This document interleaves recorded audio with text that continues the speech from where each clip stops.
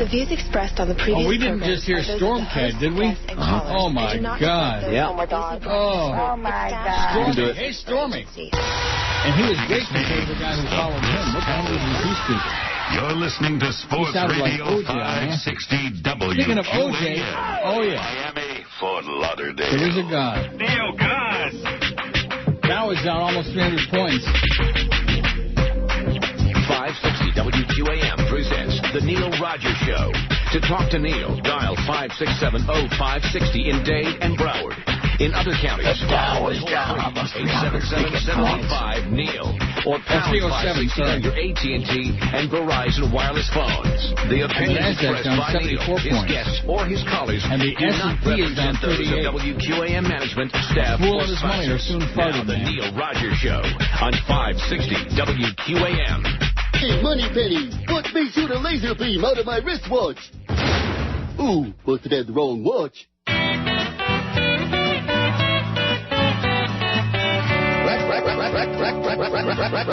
Rectum.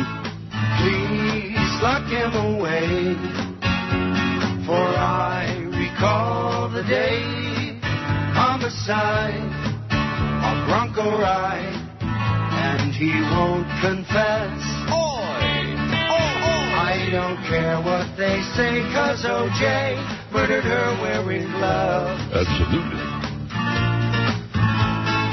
It happened so soon, on the 12th of June, and O.J. ran away from that bloody mess. I don't care what they say, 'cause O.J.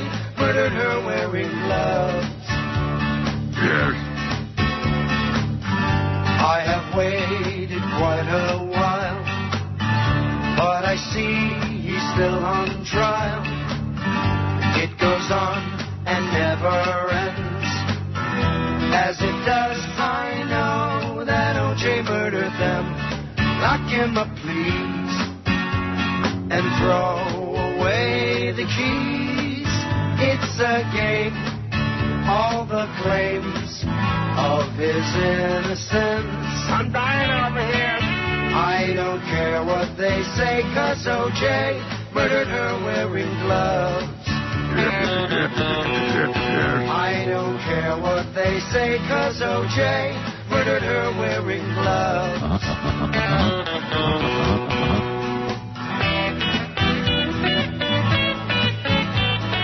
Better late than never, okay? Justice will be served. Wasn't that great? That was the best thing that happened over the weekend. Yeah? Besides my having dinner with Hank at Woodbine on Saturday. And besides the Patriots winning yesterday. That Matt Castle, boy, he is sure pretty, I'll tell you that. He's not very good, but he's pretty. And he played okay yesterday. And the Dolphins, we're smelling Super Bowl because we're the Miami Dolphins. Oh, I just have to laugh my ass off. What? Calm down over there. They're not going to the Super Bowl. Oh, yeah, I'm smelling it. The stench, the aroma of elephant dung. They won a game, baby. They beat those very inconsistent San Diego Chargers. They looked really... I didn't watch any of it. I didn't watch a second of it. I bet you were glued to it, Chris. Chris, by the way, has been chewed out by the Beast. The Beast, who is the most overgrown... No, I take that back. He's the second most overgrown child of QAM. The most overgrown child is our program director, Clarence Darrow. I love eating nuts. Yeah. You are nuts. You're an idiot. You and your UM crap. Hey, by the way, how about the hurricane? Oh, yeah. What did I tell you on Friday? And you wouldn't, or Thursday? You wouldn't listen to me, Chris. Uh-huh. What are they now? 1 and 3? 2 and 3. They played two girls' teams. Well, they played Texas A&M. They're not really a girl team. Like a grown-up girls' team, and then the little girls' team they started the season with. Charleston 2 and Southern. 3. 3 losses, man. That's not good. That smells bad. Smells. I'm smelling Super Bowl because we're the Miami Dolphins. All these front-running phonies, man. You're a joke. And speaking of front-running phonies, how about those Cubs? Yeah. I wonder how that guy feels, that schmuck. Oh, you're getting on the bandwagon, Neil? Oh, boy. Where's that thing where Harry says the Cubs suck? I think it's just under the Cubs suck. No, it's not. The Cubs suck. Trust me when I tell you. It's under the Cubs suck? Trust me. The Cubs Oh. The Cubs suck. No wonder I can never find it. I never knew where it was. The Cubs suck. The Cubs suck. They got swept by the Dodgers. The Cubs suck. Their season is the over. Cubs suck. Yeah, it's over. So that schmuck, oh, you got to be watching WGN tonight. Yeah, right. Blow it out your ass, okay, you silly loser. When are you gonna wake up and sniff the daffodils already? It's a choke franchise. Choking and gagging. And the Dow is down 332 points, speaking of choking and gagging. Oh, boy, not good. Didn't you think that the bailout was going to get them... In Asia, we've seen European central banks and treasuries Boy, he sounds like a rushing to screamer, the rescue of their financial institutions. That doesn't instill confidence over here. Plus, you have the added recognition that there's really virtually no doubt at all that we are now in a recession. Right. And the question is... Thank you, Mr. President, for the recession and for all the dead people in Iraq and all the low gas prices. And Sarah, by the way, she says Bush isn't qualified to be president. Here's the poll from Friday from George, who didn't even watch the debate. I did eventually. I had the wife tape it for me. I watched about half of it. Oh, did you? Yeah. Can I call you Joe? Can I call you Joe? You got to admit, she memorized her lines really well. And, of course, the Republicans did a great job of deballing Gwen Ifill before the debate, which was their whole purpose.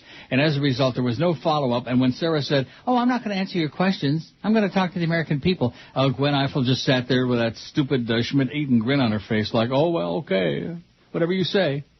I'm not going to answer your questions. What kind of a debate is that? Shut up, commie. In many cases, she couldn't answer the questions. And right. You know something? In spite of her homespun, winking and dinking and whatever else she was doing and nod, the public still didn't buy it. Everybody and their brother said, wouldn't Joe Biden won the debate? And believe me, he was no ball of fire. He looked like a dead man on Doggy Downers. Yep. What's your take on the vice presidential debate? Was George's poll question on Friday? Sarah Palin is a blathering idiot, 318. I thought we already knew that. That's what I voted. Joe Biden won, 302. That's what I voted. Sarah didn't choke like I thought she would, 215. She didn't gag, although I bet you she has.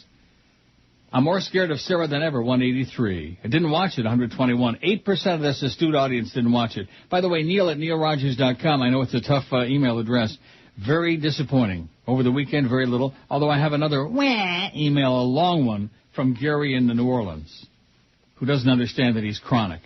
Chronic, question mark? Yeah, I'm going to rip you an ass, Gary, you simpleton. Didn't watch it, 121. Who cares? I just want to do Sarah Palin, 94. 94 really desperate guys with bad taste. I mean, if she's something to get all excited about, I don't get it. Who added that? What? Who added that option? You're asking me? You were on the air. I know. Who cares? I just want to do Sarah Palin. I'm sure you did. Not me. Who did it, Chris? Must have been Lee. He did the show with us on Friday. He must have added that Chris. so that he could Chris vote for wasn't that. here on Friday, and he allegedly isn't going to be here again on Friday because Clarence keeps taking him off of our show and sticking him elsewhere because our show takes it up the... yeah. Clarence and Beast sitting in a tree. I'm sorry. Sarah Palin won, 68. I like Sarah more now, 32. And Joe Biden is a blathering idiot, only 14. 14 right-wing lunatics like Edward Snisky or whatever his name is that keeps emailing me. I sent him a couple of emails back. Don't ask me why. I guess I was bored at the time. Must have been. Just scathing. Do us all a favor and retire and get off the air. And obviously he listens every minute of every day, whether I'm on or you're on. You know. Hey, Ed, get yourself a hobby. Glenn Dreck is on now, and you can listen to Rush and Sean Hannity and Tom, the Schmidtmeister and all the other right-wing propaganda.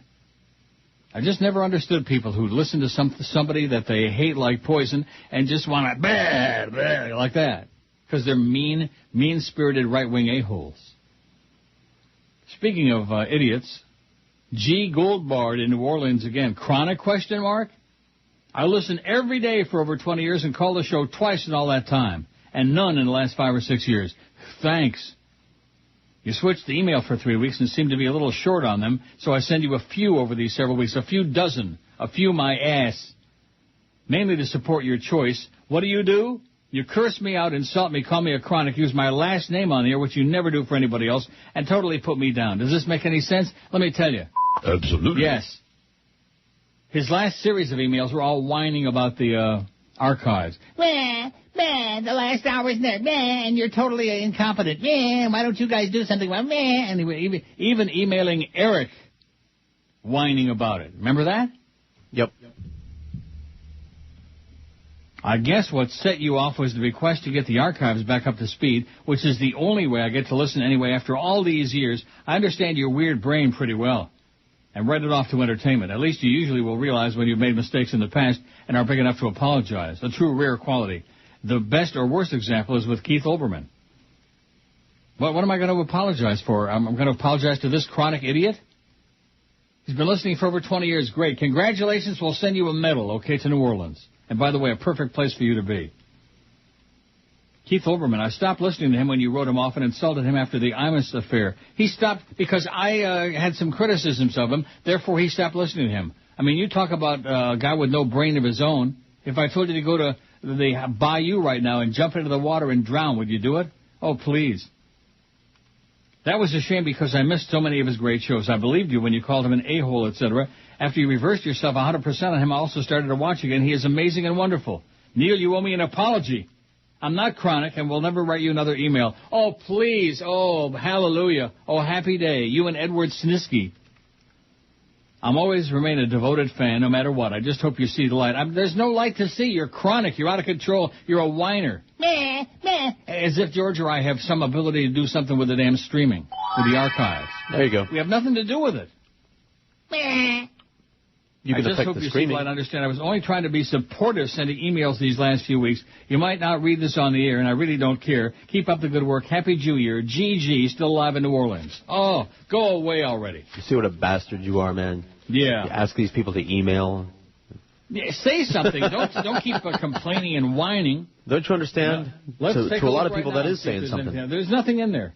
There is nothing in the email. No items in this view. How do you like that? Here I've been sitting ranting and raving for 11 minutes. We got 541 votes on the new poll, though. 553. What's Chris's goal today? The Dow is down 315, by the way. It's not good. I thought we go for 650.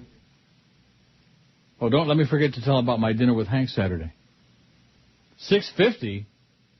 Well, what are you talking about? Hey, we should get it. No wonder the beast hates you like poison and wants to get your fat ass fired. There's a lot of fat producers, you know. That's what I hear. That beast. You know what this station loves the best? Little troublemakers who waddle around. They love Robert Grieper. There's another one. Little backstabbing troublemakers like the beast. Don't you mess with our board op, beast, you little turd. You fat little waddling turd. God. Oh, there's Hank is on CNN. 553 votes. What's your take on the O.J. Simpson conviction? Well, I can sum it up with a sound. Oh yeah. Great. Better late than never, 399. I don't care, 103. O.J. got screwed, 40. I bet you that's Screw-Ann who voted 40 times. And who's O.J.? 11. Oh, wait a minute. I got to do a stop. Oop. What? Well, I caught it there in midstream. You ever catch it midstream? Just this morning. I'll bet.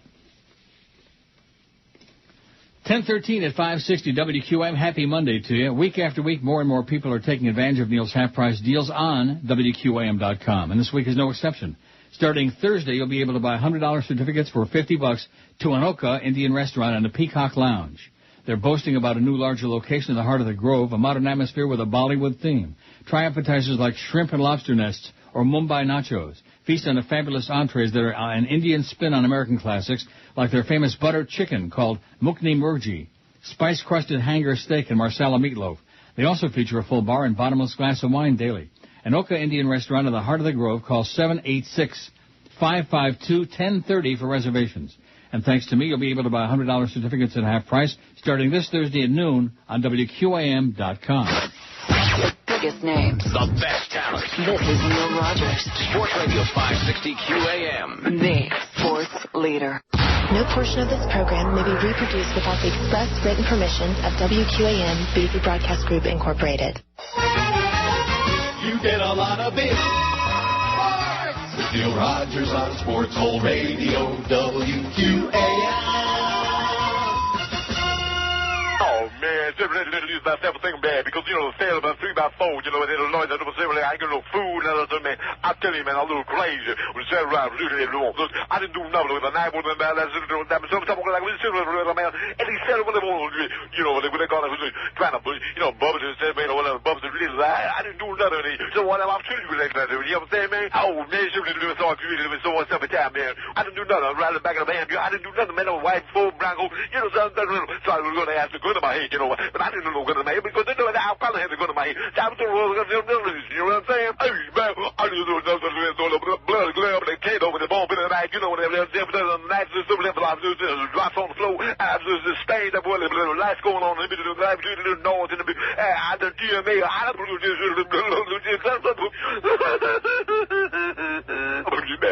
I just said that, you know, I don't do nothing, man. You know, he was so talking about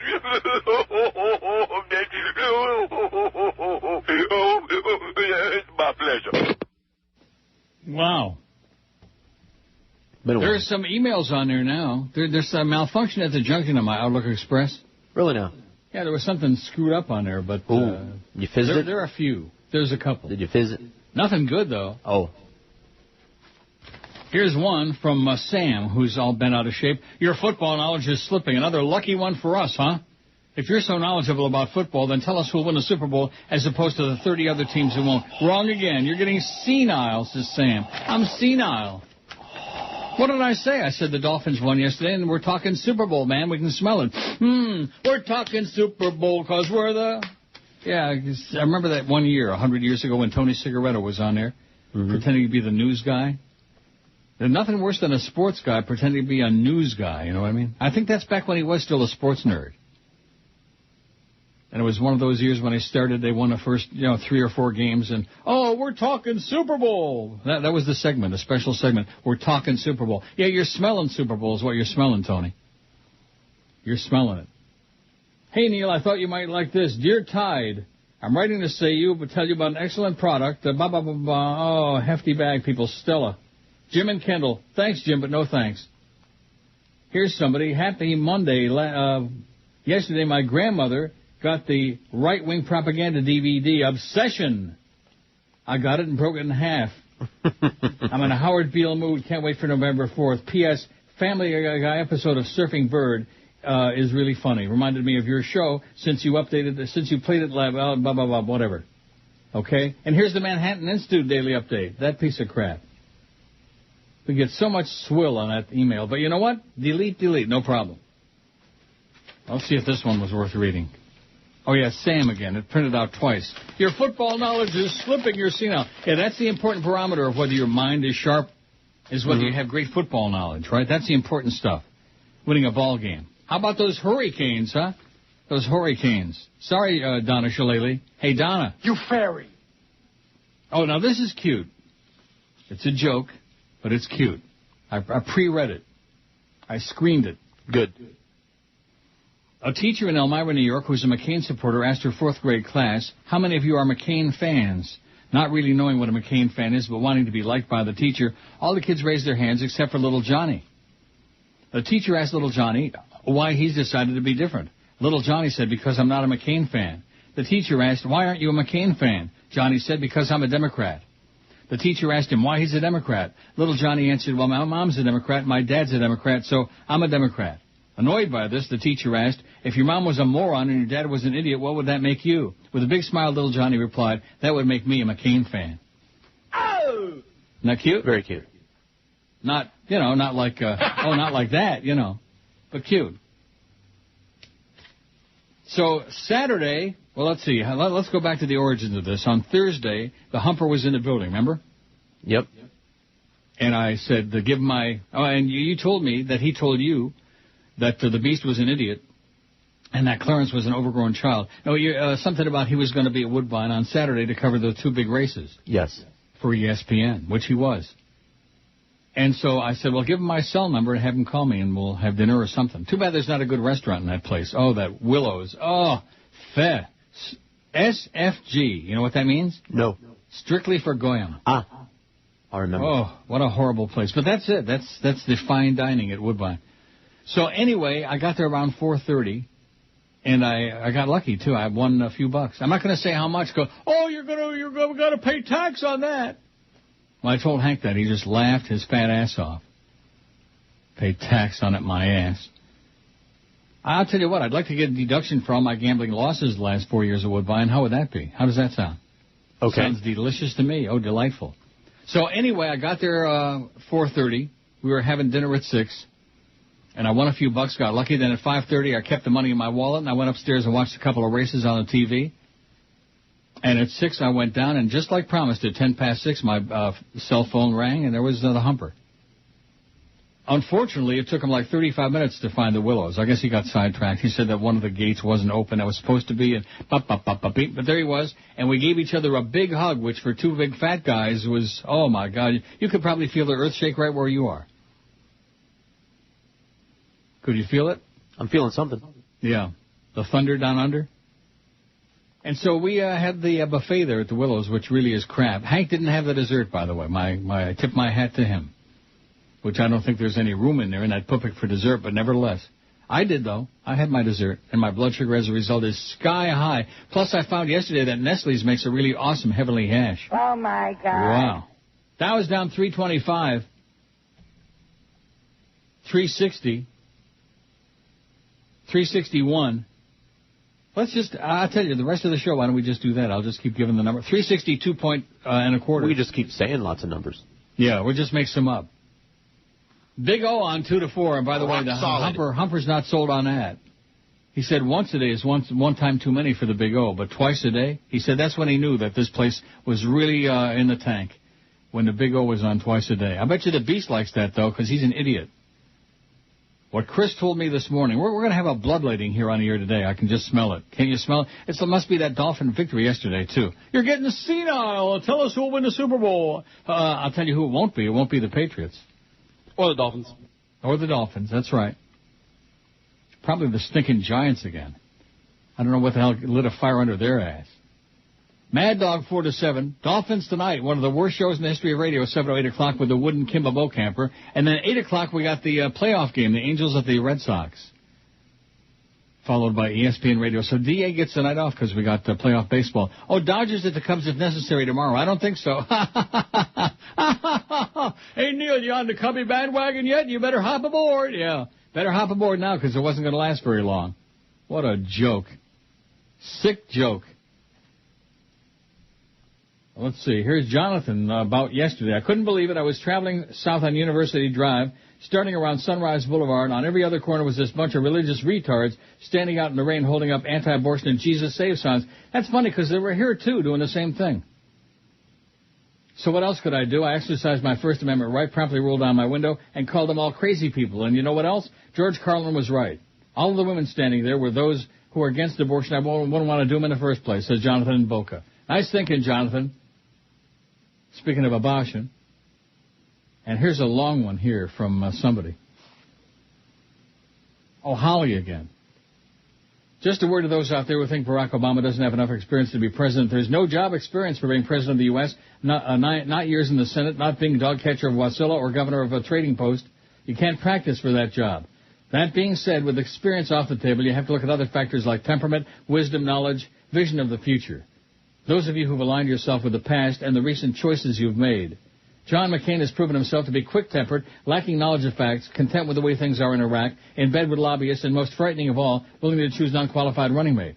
It's not experience that makes a good president. It's one who's able to see what needs to be done to bring back to the light. Bring back into the light. Thanks, Holly. The guiding light. That's what we need. Am I right? Yep. So you actually did watch the debate? Yeah, most of it. And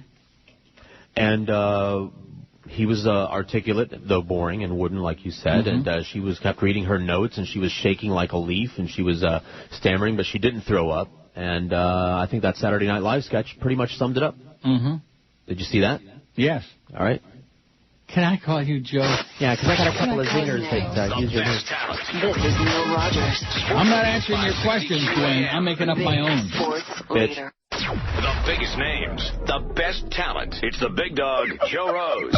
Weekday morning, 7 to 10. Sports Radio 560 QAM, the sports leader. Ew, God. No juice today, Judge Ito had to say. The jury's gone away on a busman's holiday. No juice today, so find another way to get you through the day, 'cause you won't see OJ. Why don't they know how long it's gonna take? Now they all go and take another break. They waste our time with nothing to defend. Just find a guy and bring it to an end. No juice today, that's too bad for OJ. He can't defend his rage, he's locked up in his cage. Good, not too soon. Maybe they'll fry his ass in there, okay? Maybe, and they've got him isolated too. Because they're afraid, I guess, that some nasty inmates who don't like murderers might do something to him. Wouldn't that be a shame? Not. So I just get an email from somebody saying, oh, check out this op-ed piece in the New York Times, and it's a link to Maureen Dowd's column. It's on our website today. Yeah, it's on our website. Well, check it out. It's just, you know something, what's the use? What is the use? Other than the 10th and the 25th of the month when those checks come in, what's the use? You're talking to dodo birds. Oh, did you see this? Did you see there was a debate on Thursday, Neil? And you better check your football knowledge, mister, because you're slipping. You're senile. Oh, to let you know, Mrs. Sarah Palin will be in Boca today, says some jackball on here. Another email, that's it. The emails are just as bad as the calls now. There's a dearth of them, and they're crap. Although Gary in New Orleans, though, he's right there. And I owe him an apology. Hold your breath, Gary. Take a deep breath. Wait for that apology. Head out into the bayou and take a deep breath and just stand there and wait. Hang on tight. I will not give it to you. That's right. O.J. is being isolated from other prisoners for his own safety and focusing on a motion for a new trial and a strong bid for appellate reversal of his conviction for kidnapping and robbery, his attorney Yale Yenta Galenter said yesterday. Yenta Galenter. Oh, I knew that they would judge him based on the two people he murdered or something like that. Yenta Galenter told the AP he'll continue to pursue a request for Simpson to be released on bond pending appeal. Oh, yeah. He's got such a good track record. Wouldn't you think that if you murdered two people and you got acquitted based on a whole bunch of crap and a bunch of hotshot attorneys got you off, wouldn't you think that from that point on you'd mind your P's and Q's? Anyone with good sense would. Anyone with any sense would think they dodged a bullet the first time, and they're not going to go do an armed robbery or, some other slime ball. But once a slime ball, always a slime ball. Even though, of course, he's revered within the halls of QAM. I don't know so much about if the present regime reveres him, but I would think so because he once wore a jockstrap. Give me the ball, give me the ball, give me the ball. Anybody like that. Meanwhile, Galenter said Simpson will be living a lonely life, advised by his lawyers to do no media interviews and allowed to see only family members and a few friends placed on a special list at the jail. He's being held in Clark County Detention Center till his December 5 sentencing, and then is expected to be transferred to state prison. Oh! Because of the seriousness of the charges, it's likely Simpson would remain in jail during his appeal. He is in isolated custody and being protected from other inmates, Yenta Galenter said, aboard a plane as he prepared to return to his Miami orifice. The jail is taking very special precautions to make sure that he is safe. Yenta Galenter said this will make for a difficult incarceration for the gregarious Simpson because it limits his contacts with other humans. But you know what? Nicole and Ron, they're not having any contact with other humans these days and haven't for 13 years either. Wasn't it ironic that it was unlucky 13 for O.J.? 13 years to the day. The attorney said Simpson was okay during a jail visit Saturday where they discussed future plans for the case. He's disappointed and a bit melancholy, he said. He's a little bit melancholy. Yeah. Aww. When in doubt, don't ever let him out. That's my take. Don't let him out. Slimeball. Scumbucket. But nevertheless, the Dow is down 421 points, and it's only 10:35. The market's only been open a little over an hour.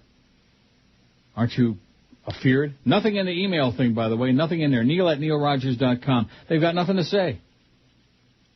4 weeks from tomorrow is the presidential election. O.J. finally gets convicted, goes to the slammer. The Dolphins won a game yesterday. They've won 2 in a row. They're 2-2, and we're smelling Super Bowl. We had that big debate on Thursday. We got the next presidential debate tomorrow night, Obama and Insane McCain. The Dow is down 421 points and dropping like a rock from the top of the Empire State Building. And their mum. Oh, here's a link to the Maureen Dowd column from yesterday's New York Times, the op-ed column. Well, what are we going to do?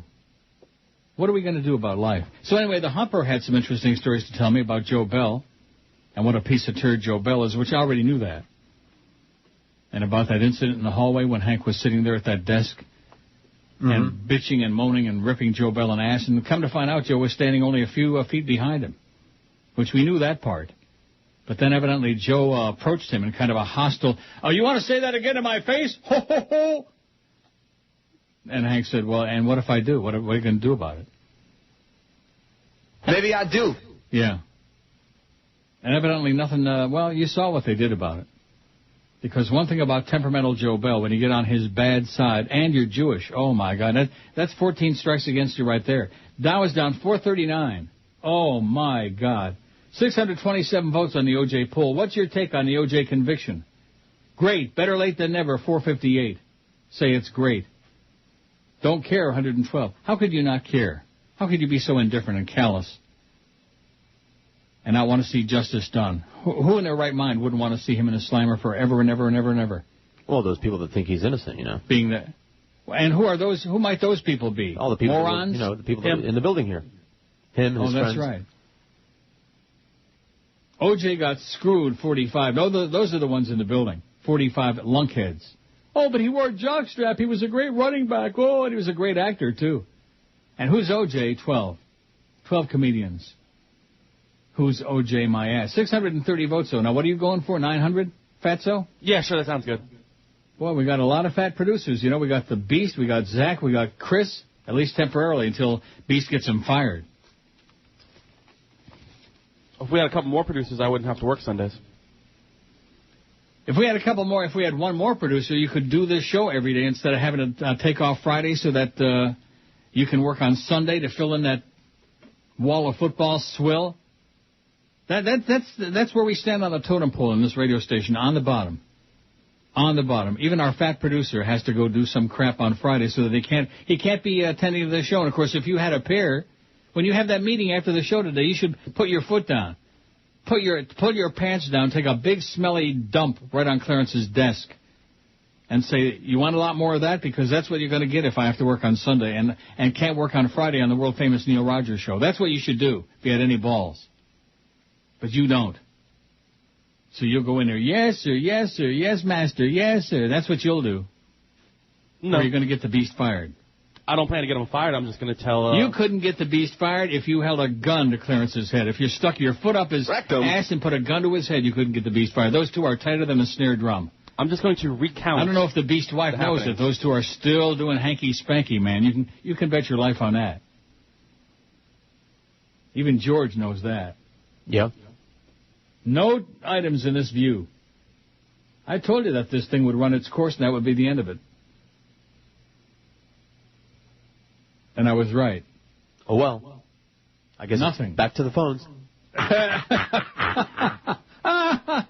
Oh, what a sense of humor. The biggest names. The best talent. This is Neil Rogers. Sports Radio 560 QAM. The sports leader. The biggest names, the best talent. It's the Mad Dog, Jim Mandich. Afternoons, 4 to 7. Sports Radio 560 QAM. The sports leader. You got.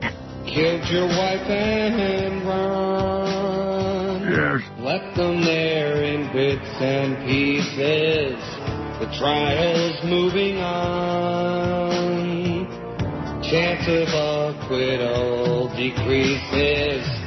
Traces of blood everywhere that match your DNA. Traces of blood, that's yours, O.J. Thick black curly hair. You left the glove and bloody tracks, oh, the cap you used to wear. You're a homicide, a wacko. Traces of blood all around that match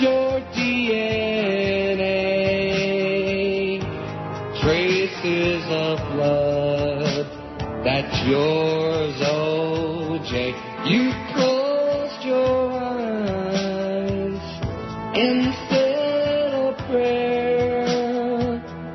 They wouldn't find a trace of blood still there. Tainted photographs, time was showing us your true side. Ripped them both in half. Now the evidence you can't hide. Traces of blood everywhere that match your DNA. Traces of blood, that's yours, O.J. Wow, take a puke of that market, man. The Dow is down 542 points. The Toronto Stock Exchange is down 1,185 points. You ever hear such a thing in your life? Not lately. Woo! I'm going to just sit here, instead of doing the show, I'm going to sit here and watch the tops of the buildings outside and start waiting for people to jump. I don't think it's going to be too long. They're going to be jumping, and not for joy either. That's my advice to all the losers out there. Go to the tallest building you find and go to the roof and just take a leap. Take a dump. Oh, here's an email. Wow. From Jim. It says, well, the Brentwood slasher has just had justice served. I have a suspicion that Fred Goldman set the whole thing up, including the recordings of the robbery. Now Fred Goldman can come out with a book titled, If I Did Set O.J. Up, This Is How I Did It. I'm putting the over-under on prison time. Simpson has at 42 months. Neil, where are you putting your money? Putting my money at Woodbine, baby. And you know something? See, I've told you for years that I learned the hard way. The stock market is gambling without the entertainment. Right. You can go to the racetrack, you go to the casino. At least, you know, you're probably going to lose your ass, but at least you have a little entertainment. You have a little something. Something. But with the market, you just give it to some broker, some con artist, some phony baloney, and, this stuff comes back so fast, just sit tight. And they got all the cliches, you know, the old economy against the new economy and yada, yada, yada, all this other garbage. And you sit back and you helplessly and hopelessly watch your money disappear. You watch it vanish. Am I right? Yeah. Yes. I told you. Absolutely. That guy, that S&P guy, I wonder how he's doing, that one I used to call every day. Oh, the S&P is up, Neil. You're wrong. The market's where it's at, Neil. The S&P. The S&P is in the toilet, sir. Let me tell you right now, sir. I hope you lose every dime that you ever stole. You low-life slimeball, you. I'm talking about that guy. The Dow's making a little bit of a comeback. Now it's down only 507. 507, and it's under 10,000 for the first time in 4 years. 513, 509, as panic is setting in. All around the world, people are like, it's all a big scam. The sky is falling. Did you see 60 Minutes last night? No. That guy talking bada-beep, bada-boop, bada-bop about all these toxic mortgages, all this toxic swill. Yeah. The whole thing is toxic, if you ask me. Just like the food at Willow's at Woodbine. I'm sorry, Hank. I apologize. I told him I wish, if I had a little bit more notice, or if he would have had more time, I'd have brought him, we'd have taken a cab, come into a Ruth Chris, or I could have driven him into town. Had my beautiful Corvette there, and I couldn't drive him to his hotel because I don't know that area out by the airport. I know two things here. Well, I know downtown pretty good. And I know how to get from my place to Woodbine and from Woodbine to my place, and that's it. What else do you need? That's right. What else do you need? Unfortunately, you know how to go to the store where the ice cream is. Oh, yeah. No speaky English there, though. No speaky English. Chinese lady. No speaky I'm sure English. You're used to that. Huh? I'm sure you're used to that. Oh, I don't care. Oh, yeah, being from South Florida. No speaky English. 654 votes on the poll. I don't know. I mean, I feel sorry for people who are going to lose a lot of money in this whole scam here, but it's the way it goes. I've told you for a long time. Nobody will listen to me. I learned the hard way, believe me. Here's an email. Stop being so negative and be a little more happier, it says. Stop being so negative and be a little more happier. How about being less illiterate?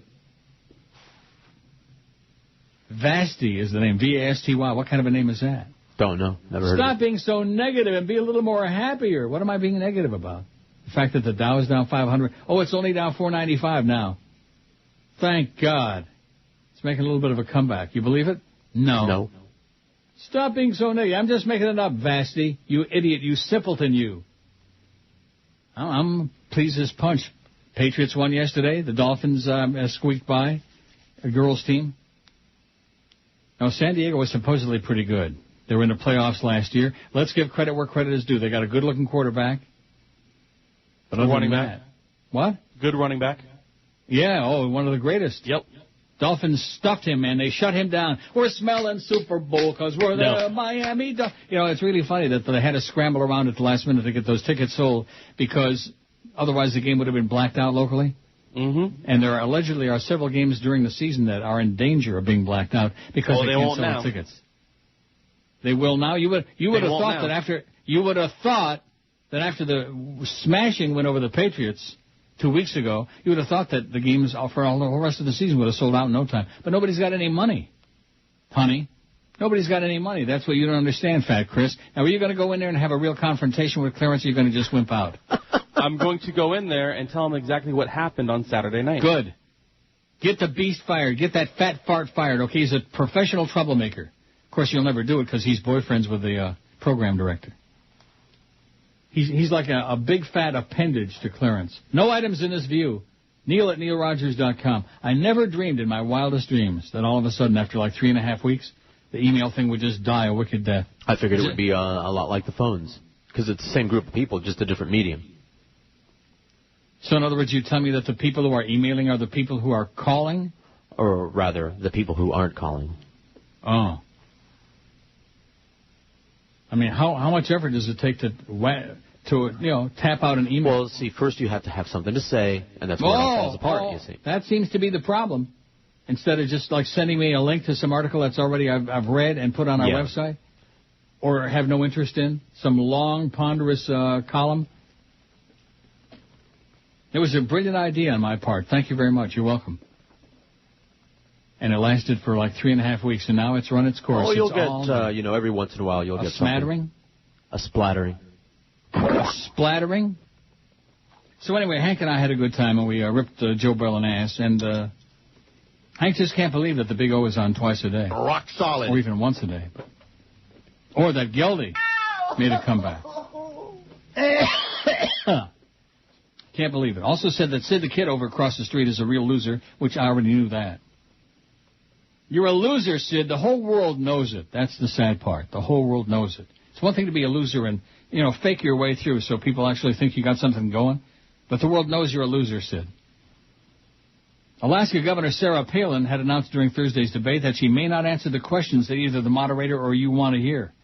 In other words, she blew me off, I think is the technical term. Moderator Gwen Eiffel of PBS said yesterday, the only problem is Gwen could have said to her, she could have interjected, that's not the way the debate's going to work, Governor. Bitch. But she didn't. She just sat there with a dumb look on her face because they had deballed her. Palin avoided answering questions 10 times by being nonspecific or simply pivoting away to another issue, Politico reported. Eiffel explained to NBC's Tom Brokaw how the event had been presented beforehand compared to what actually happened on stage. She said that if the candidates decide they're not going to debate one another, there's very little a moderator can do other than say, no, listen, please answer the question. Well, she never did that. Eiffel also related the difficulty having been thrust into the media spotlight when prior to the debate, conservatives called for Eiffel to be replaced as the debate moderator because she's writing a book partially about Obama. That isn't coming out till January, by the way. What I discovered this week in an uncomfortable way is that when they throw everything in the mix to change the subject, that you can get in the way. I got in the way of it this week. It was interesting. I kind of didn't pay attention to a lot of it, but it was interesting to realize that if changing the subject from the stakes of vice president meant talking about the moderator instead of talking about the candidate, they would do that. If that meant, something they should have changed the moderator, they should have put somebody on there with some balls, with a big pair of balls who would have said, answer the question, Governor Paranoia, like that. But she didn't do it. She just let her slip off. Oh, I'm not going to answer. I may not answer the questions the way you like, and I may not answer them at all, but I'm going to talk to the American people. May I call you Joe? Can I call you Joe?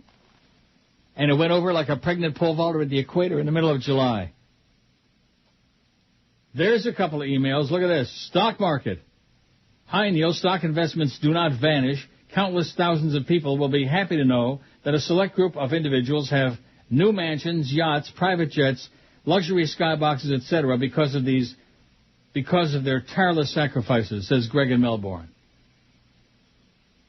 What does that mean? I don't know. I sense a note of sarcasm there. Yeah.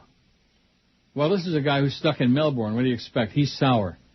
Went to Hard Rock Casino Saturday. Blackjack table started at $15, played a few hands, made my contribution. Lady next to me was hitting on 17 and went to Wheel of Fortune, won 800. Great show, Neil, says Tony. Won 800 at Wheel of Fortune. I had 400 on the line on Wheel of Fortune on Saturday while waiting for the humper. I just got the right machine, man. Played about 5 minutes. There was 400 on the line. I got the ticket out of there and ran to the upstairs to watch the race, to watch Frankie Dettori get lost in the big $2 million race. He won the other race. Frankie got lost. They're going to send a search party out there, still looking for him now.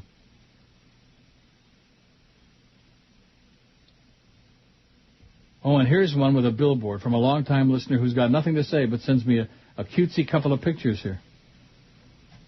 Oh, and now there's a bunch of emails just came in there. Aren't you excited? Thrilled. Maybe some of them might be worth reading after the break. But don't be too sure. This is Neil Rogers. Sports Radio 560 QAM. The Sports League. The biggest names, the best talent. You're listening to Sports Radio 560 WQAM. Miami, Fort Lauderdale. This is the Neil Rogers Show. This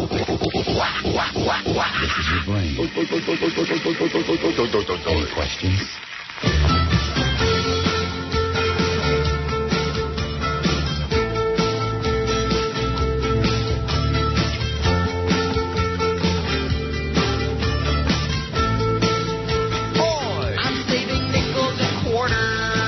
Absolutely. I'm cutting coupons because I'm a victim of recession. Buying from discount stores, and I don't know if I'll get through it. Oh no, I spent too much. I bounced 5 checks this month. There goes my credit rating. I thought I had more in my savings. I'm dying over here. I'll take you out to lunch if you buy.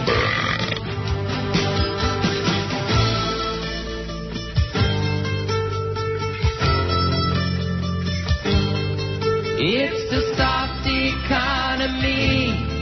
It's the soft economy. I'm saving nickels and quarters. I'm cutting coupons because I'm a victim of recession. Wow, you know something? You were right. You were absolutely correct, sir. I hate to say that because you're very seldom right. You were right. The emails is the same bunch of, or maybe just a different bunch of losers as the phone. It's the same people over and over and over again. Yeah. You're right. Mm-hmm. Because the masses wouldn't make the effort, you know, the average Joe and Jane out there. If they weren't going to call, they're not going to write, vice versa. You know, it's same principle applies. Requires a little bit of effort, not a lot. Correct. Unctuous Quisling, just go to hell away already, okay? Just go away. Unctuous Quisling, who says, by the way, I'll read one of him, and then this will be the last one. I drove by the new Epicure in Sunny Isles. It looks pretty nice. It's like it's about ready to open. They already have some food on the shelves that looks pretty nice. Do you think we should boycott them for destroying all those delis they bought, Wolfies, Corky's, etc.? No, I don't think you ought to boycott anybody, schmuck. Although in your case, do them a favor and, boycott them. Stay the hell away. Also, do you think we should be concerned the Dolphins' offense was shut out in the second half yesterday? Oh, my God. Is this a putz or what? Absolutely. Jesus. We won the game, but we got shut out in the second half.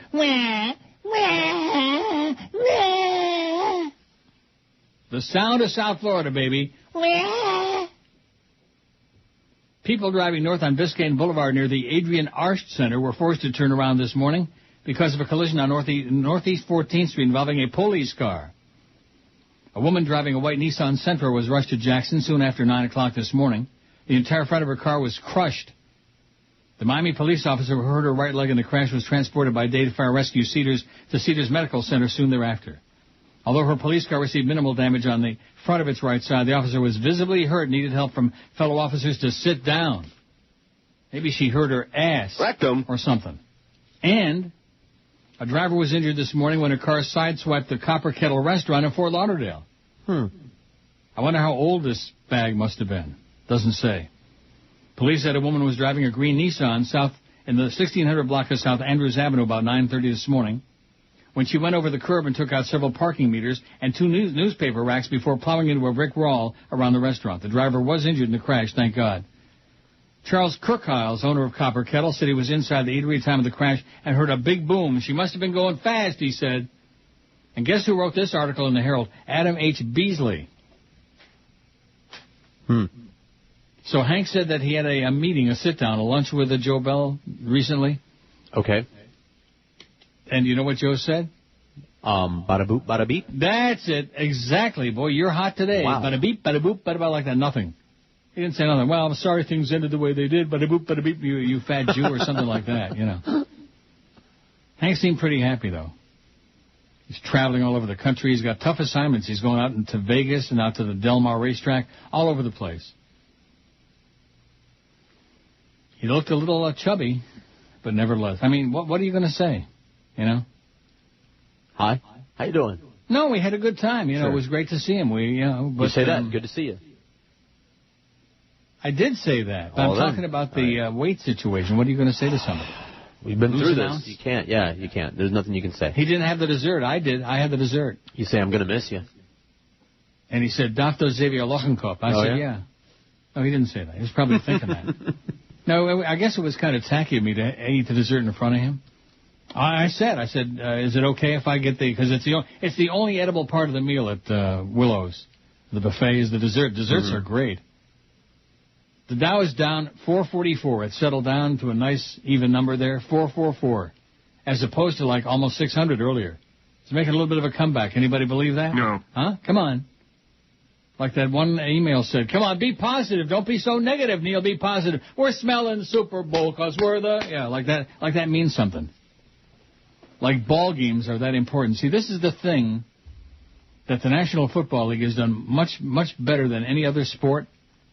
They've made it seem that what goes on with their games is like really life and death, really important. Not just, fairly important, but really, really important. You mean it isn't? Da, da, da, da, with the dramatic music. You mean it's not? No. Doesn't amount to a pile of swill. See, I'm saying that in a year when I know the Patriots are going to suck, so it's easy to say that. But I'll tell you one thing. That match sure looked pretty good to me yesterday. Hey, they've got a chance in the AFC East. Because it sucks. Yep. The Jets suck. The Bills, boy, we thought the Bills were like off to... They got pounded yesterday by Arizona. And they didn't have their Anquan Bolden at the other receiver. What? Arizona only had one of their main receivers, too.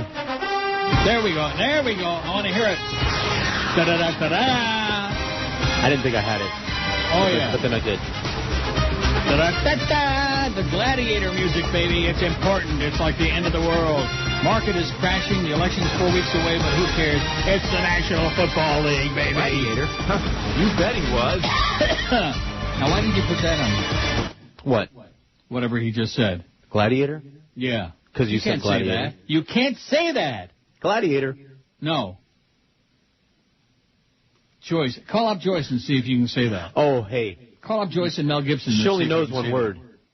No. No. No. Shrill bitch. And by the way, Hank hates you too, Joyce. Although, I guess she didn't really interfere with his show. 423, and there's that bald-headed queen, Allie Felching there on CNN. In your salary, enough to overcome inflation. Yeah. Now, who the hell's going to listen to him for financial advice? My God. Could anybody take that thing seriously? Egghead. Anybody need an egg timer, just turn on CNN. They got that Allie Felching on. Or they'll probably have Ricky Tikki Sanchez on there, too, to make everybody calm down. Blah, blah, blah, blah, blah, blah, blah, doing his melodramatic swill. Here's one from Cliff and Kendall, who's also chronic, but at least usually says something. You're right, though, about the emails. I'm a fool. I thought this was going to open up a whole new avenue. Yeah. Huh? For different reasons, but yeah. I'm telling you, I'm smelling you right now, man. Oh, here's a couple on there. Lenny about the humper. It says, you're the best. I'm here in Plantation. Tell how you almost took a job here. Oh, in Philadelphia. I thought it said Plantation. Tell how you almost took a job here. That's an old story. I did take the job, and I never went there because Dick Casper talked me out of going to Philly. That was a life-changing moment. It was bad. That would be a good poll to take. That's 100 years ago. That was in 1980 when I left Miami to go to WLAC in Nashville, Tennessee to join my GM, Dick Casper. I was on at nights, and oh, brother, what a signal they got at night, WLAC. And I was ready to come back to Miami, to WSNews, and Dolly Banks called me from Philly. She had tried to hire me a couple of other times. I'd gone to lunch with that crazy old bitch, and she owned WWDB, The Wonderful World of Dolly Banks, FM Talk in Philadelphia. Ooh. And she hired me. And so I called the moving company. I had all my stuff getting ready to move to Philadelphia. In fact, I think it did go to Philadelphia, and then I had to call and have them bring it back to Miami. And I went in to say goodbye to Dick Casper. That was the turning point of my career and my life that day when I tried to be a nice guy. Because Dick Casper was great to me. He was like, the best GM I ever worked for, a real mensch. You've mentioned? Yeah, he was a great guy and a big fan of mine. And he talked me into, he said, oh, no, you don't want to go to Philly. You want to go back to, you're king of the hill in Miami. Wouldn't you rather work with Jerry Williams and Alice Rantel and Mr. Ego and that bunch of misfits? And he talked me into it. He was a great salesman. Next poll, it says, McCain or Obama? Oh, yeah. Uh-huh. Next poll, my ass. I'll go get the lard. Dolphins, even though in consecutive weeks, albeit separated by the bye, they have beaten the participants in last year's AFC Championship. Nobody expected them to. They're still in last place in their division. The Bills are 4-1. The Patriots are 3-1. The Jets are 2-2, and the Dolphins are 2-2. And having lost to the Jets, that means they're in last place in the division. And it says, when Sarah asked, can I call you Joe, Biden should have said, you can call me Mr. Vice President. That's excellent. I told you these emails are good. Rodney says, McCain must be ready to kill himself. A hockey mom this morning. Oh, I see. He's desperately trying to take our eyes off the ball with Ayers, Wright, and Rezko. But thanks to good old Dow Industrials, he's farting like into a windstorm. Thank God I lost all my money on hookers and hallucinogens and not the market. Go Obama, says Rodney. Nice going, Rodney. Good choice. At least you had a good time. Right? Right. Screw the Dow. Screw the NASDAQ. Oh, look at that. It's less than 400 now. It's down only 387. It's making a big comeback. Anybody believe it? No. No. It is. This is Neil Rogers. 386. 560 QAM. The sports leader. The biggest name. The best talent. Are you sure? Show. Weeknights from 8 to 11. Here on.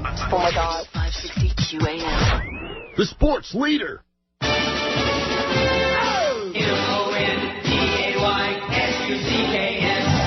Love you, yeah, yeah, yeah. We love you, yeah, yeah, yeah.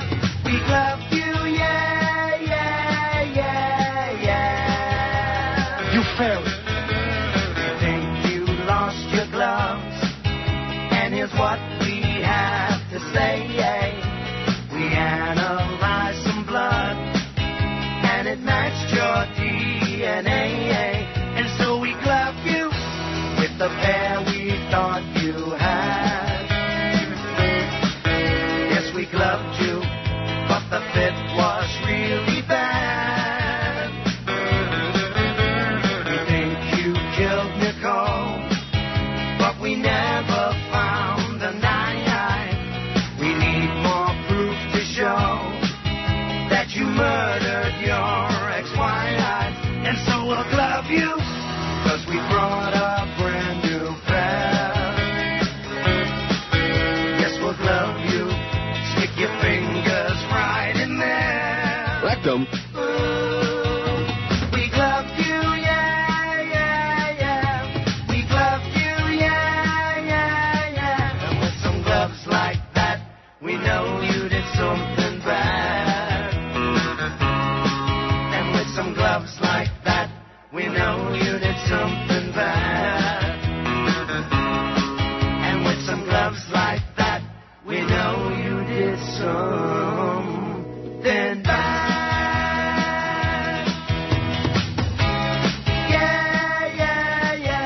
you fairies. Oh, thank God. Thank the Lord that the TSX is down 667 now. It was down almost 1,200 points before. And the Dow is down only 401, 40-something. Aren't you relieved? What? It looked like the bottom was falling out there that first hour, man. Looked like the whole bottom of the market was just collapsing. You got any stock? How about you, Chris? With the money you're making, I bet you're heavily invested. Oh, totally invested. Are you? No, but I do have some stock. I got a 401k. Do you really? Yes, stock. Your 401k funds are fully protected. Don't worry about that. It's separate investments. It's got nothing to do with this, okay? Your 401k is okay. That's what this bitch on CNN is just saying. She said, don't worry. 403b, now that's another story. Don't have that backup. So that's the differences between the two. That's what you need to know. All right. A lot of fear out there about 403b. It's very similar to 401ks. You really don't have to worry, but there is that one critical difference. Okay, the last thing, let's go back to 401ks for a second. People, like we talked about, they're safe, that money is yours, but still you can incur some losses here. So how do you, I guess, make it less vulnerable to some of those losses?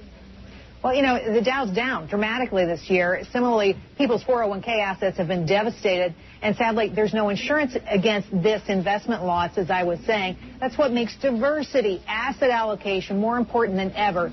Look at Morningstar.com to get a sense of where your portfolio is. Yeah, spread it around. Take it out on the street corner and smear it around with a, what do they call a trawl? Isn't that what they call that thing that you smear a cement with? A trowel. What I call it? A trawl? A trawl. Trawl, y'all. You better start learning to speak trailer trash if Sarah gets in there. You know I'm fluent. It's going to be, what, in trailer trash? Yep. 714 votes. We got the Quaalude number on there again, 714. We seem to get that a lot. Do you? Now, wait till you hear this email.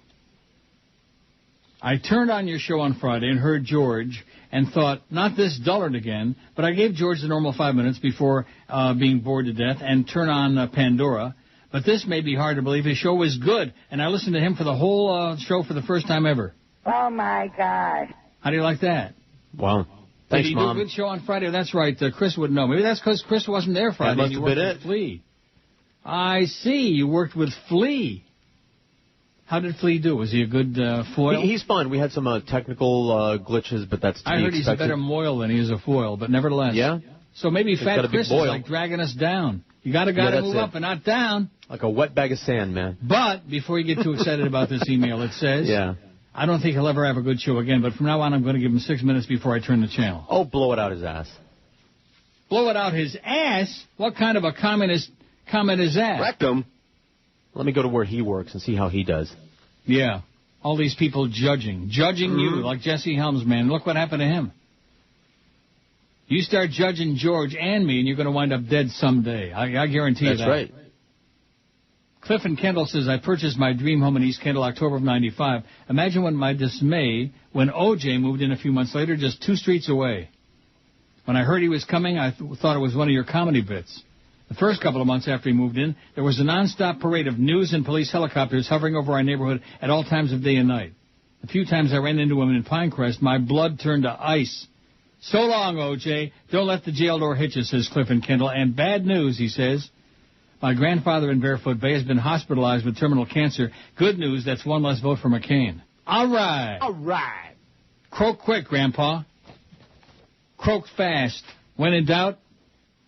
Of course, I wonder if he voted absentee already. Now that's a good question. If you vote absentee and then you die before the election, does your vote count? That's a damn good question. In Dade County, it counts twice. Well, I'm sure of that. If they didn't count it the first time, Javier Suarez will come in his bathrobe and he'll double dip it for you. He'll dippity do it. Yeah, he'll dippity do it, right. Buck says, I moved to Tennessee and I miss your show. I listen to you every chance I got. I'm glad I found this website. Now I can hear your show. Where can I get that Best of Neil I used to hear? Please let me know. Sorry, Buck, can't get it. No such thing. Thanks to WQAM, there is no Best of Neil. There's no Best of anything. There's no nothing. There's no bumper stickers. There's no accoutrements. There's no nothing. That's what we got. We got plenty of nothing. And, hey, Dolphins going to go to the Super Bowl. We got to move up and not down. That's Zach, man, between him and the Beast. Watch out for those fat producers, Chris. Never trust him. QAM, hello. Neil, Yes. this is great talking to you. I'm calling you from L.A. I'm from Miami, but I just came out here looking for a place to live. I'm about 30 minutes from Nate and Al's, and I hear Larry King is going to be there. I called the woman up that answers the phone there. Did he ever pay the people back the checks that IOD that he owed them? No, he did not. He never did, right? No. So if I go in there with my little camera and ask him, Larry, I'm from Miami. It's nice to see you, but I was just talking to Neil, and he said that you never paid the people back the checks at IOD that you wrote. What do you think he'll want to do, throw me out of there? Give it a shot. Let us know. No, I'm going to do it. I have a little camera, small little video camera. How do you know he's going to be at Nate and Al's? I just talked to this woman that answers the phone there, and I told her the whole story. She goes, you know what? He's so freaking cheap. She goes, he never gets... That doesn't answer my question. How do you know he's going to be there? I think you're making this story up. No. She said he'll be there. Let me tell you what. Do you want me to call and give the phone to him when I say I got Neil Rogers on the phone? I really doubt that's going to happen because, the time difference, it's 3 hours. Neil, he's going to be there. He gets there at 8:45 in 20 minutes. With traffic, I'm in traffic right now on the 405. I'm hoping I'm there in 20. But she said he'll be there for 45 minutes to an hour. So don't worry. You'll be there. How does she know he's going to be there? Because when he's in town, he's there every day. I see. And she says she thinks he's in town. That's why I'm calling you. I'm not. Okay, well, have a good time doing it. Okay. Write it in your diary. In your memoirs. Dear diary, today I embarrassed Larry King. You know what that guy was trying to tell us? I have no life. Right. That's right. I have no life. I mean, why is he picking on poor Larry? Why not? Oh, I agree with that. I think it's hysterical if he does it. But I don't really want to hear any more about it, It's terminal. It's ponderous. Boring. But I guess he thought it was a real hoot, something I'd be all whipped up about. 721 votes on the poll. What's your take on the O.J. conviction? Great. Better late than never. 526. 73%. Don't care. 129. O.J. got screwed. 50. Which has got to be the same 5 people voting 10 times each. And who's the O.J.? 16. 16. Isn't that Matt Castle's number last time I checked? Sure. He sure is pretty, I'll tell you that. Hey, Matt, take it off, Steve. This is Neil Rogers. Sports Radio 560 QAM. The sports leader. The biggest names, the best talent. It's the Big O, Orlando Alzagari. Afternoons 2 to 4. Sports Radio 560 QAM. The sports leader. Nice. M-O-N. Not. D-A-Y-S-U-C-K-S.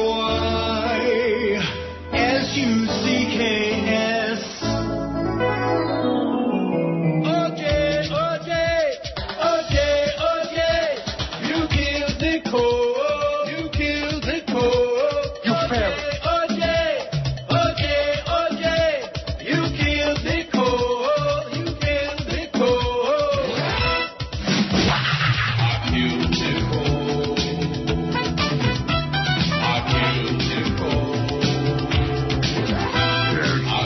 Nicole.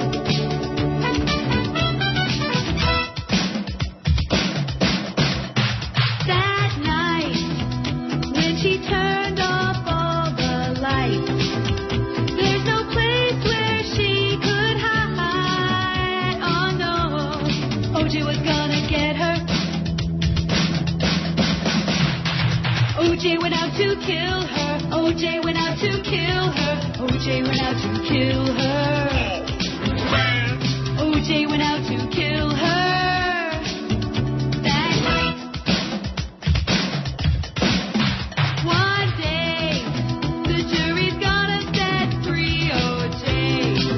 For all we know, he's gonna head your way. Oh yeah, and OJ's gonna get ya. It's true, OJ is gonna come after you, and then he'll get away with that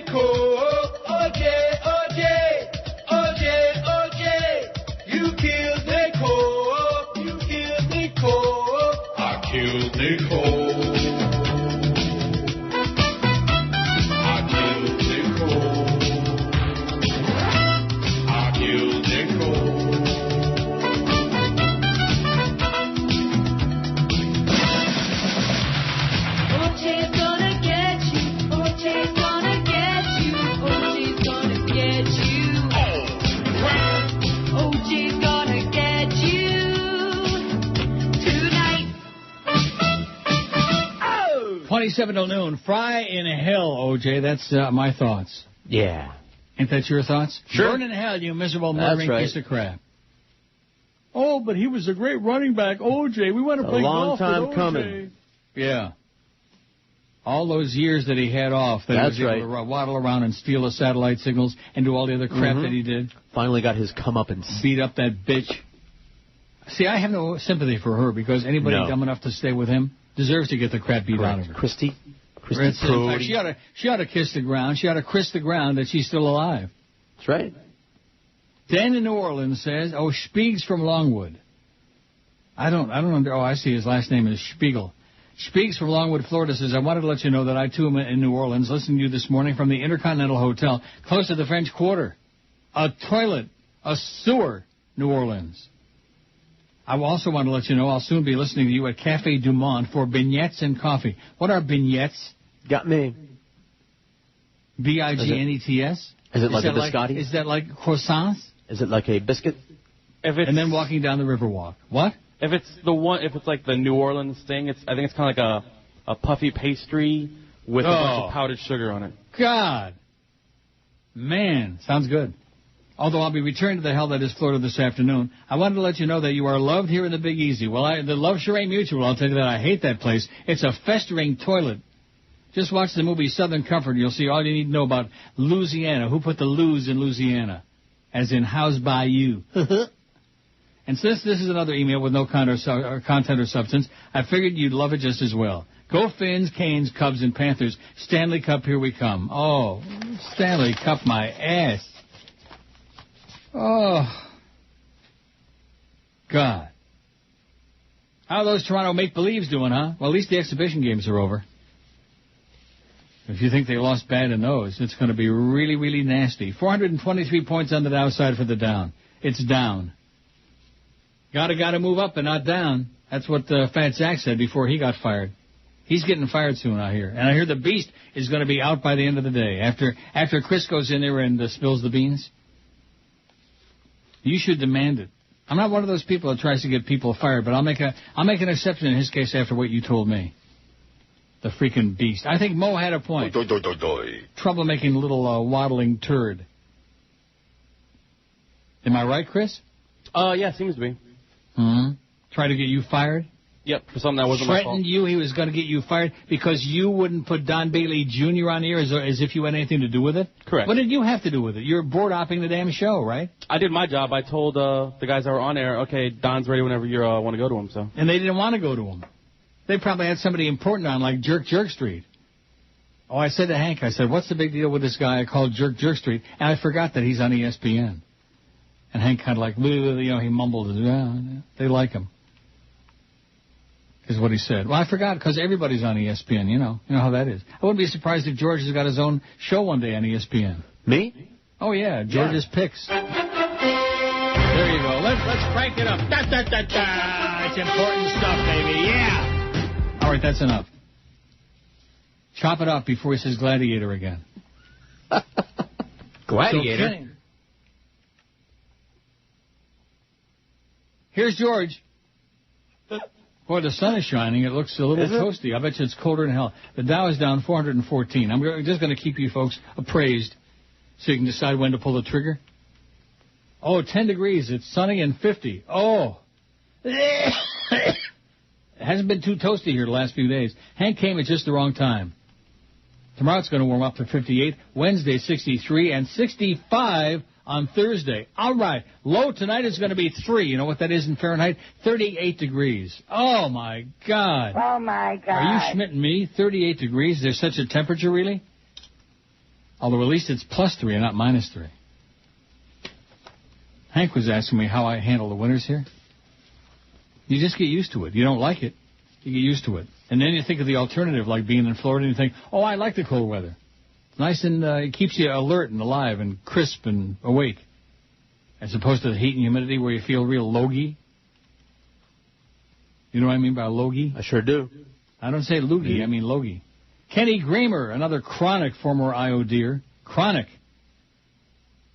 Should your vote still count if you're dead? If you vote by mail but die before Election Day, does your vote count? This is from the Associated Press. If you vote by mail but die before Election Day, does your vote count? It depends on where you lived. Oregon counts ballots no matter what happens to the voter. So does Florida. But in South Dakota, if you die before the election, so does your vote. Your vote says... I'm dying over here. Laws in at least a dozen states are evenly split between tallying and dumping the votes. No one keeps records on how often such deaths occur. But in Florida, ballots count no matter what happens. So vote early if you're for Obama. And if you croak by Election Day, your vote still counts. Oh, no, that's right. It's Florida. I got it wrong. If you vote for Obama even after Election Day, your vote doesn't count. Am I right? Yes. Yes. Oh, the knob guy is out there again, I think. You know the guy who... The knobber, yeah. Go get you a polish. He's a real ugly guy. Oh, well. Put a bag over your Tony own in head. West Kendall says, last week I was listening to Sid Rosenberg. I do like to listen to sports talk shows, but not all day. He blasted you, saying that every time he comes up with something, i.e. Roy, you steal it from him. Yeah, he came up with that. Uh-huh. Roy! Yeah, that's a Sid original. Please, you have him 1,000 to 1 on all these kinds of things. I think it's great that you take emails and some calls. Obama's looking stronger and stronger every day. I hope the Republicans continue to put people who avoid answering questions that we're all interested in and having answered. You may think it's because they have no answers, or maybe because the answers they have are the same we've had the last 8 years. Neil, you're not giving the quarter Schlotz guy. See, this is a guy that starts out like he's got something to say. Yeah. Are you listening? I'm listening. I'm right here. Neil, you are not giving the quarter Schlotz guy time to express himself or give input. And I disagree with you when you say the quarter Schlotz guy is the most annoying. Please, Prozac Ron has to be hands down. Enjoy your show very much, and would you please play the skit, Mr. Red talking to the hardware store. Great job, Neil. You are the best. Saludos to George, Tony of West Kendall, who probably is the quarter Schlot guy. Wouldn't you think? Who else would exactly, that's my point. Right. Who else would condone such crappery, huh? Crappery, I like that. The best talent. This is Neil Rogers. Sports Radio 560 QAM. The sports leader. The biggest name. The best talent. It's the big dog, Joe Rose. Weekday morning, 7 to 10. Where South Florida sports always matters. Always matters. Sports Radio 560 QAM. The sports leader. I would love to keep you all to myself. You've seen him on Channel 7 News. First, as a two-bit reporter. Now, as a two-bit anchor that wears more makeup than Tammy Faye Baker and Mary Kay combined. Rick Sanchez sings.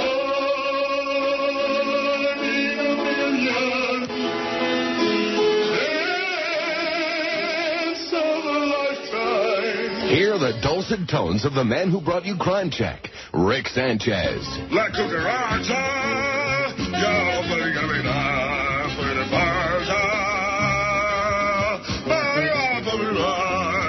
Sanchez.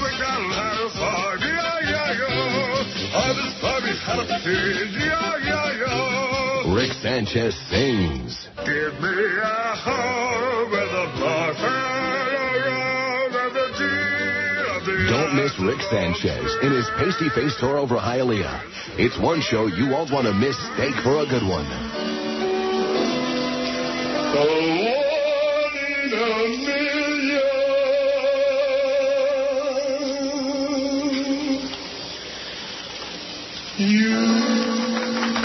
Rick Sanchez, he loves his audience. I accept you as a precious gift from God. Oh, God. Amen. It's 11:45 at QAM. Boy, I tell you, this morning is sure flying right by, ain't it? Sure enough. Not. Kathy in Miami says, the emails are starting to trickle in now. Starting to dribble. Like we feared. They're dribbling, yeah. Kathy in Miami says, I'm starting to think Obama can actually win Florida and therefore the election. My cleaning lady and her husband were both Hillary supporters, but nothing I said seemed to convince them to back Obama until the debate on Thursday. They both thought Sarah Palin was so stupid it scared them to death, and they were very impressed with Joe Biden. I wonder how many votes Obama will pick up because this sick old man put a crazy person on the ticket.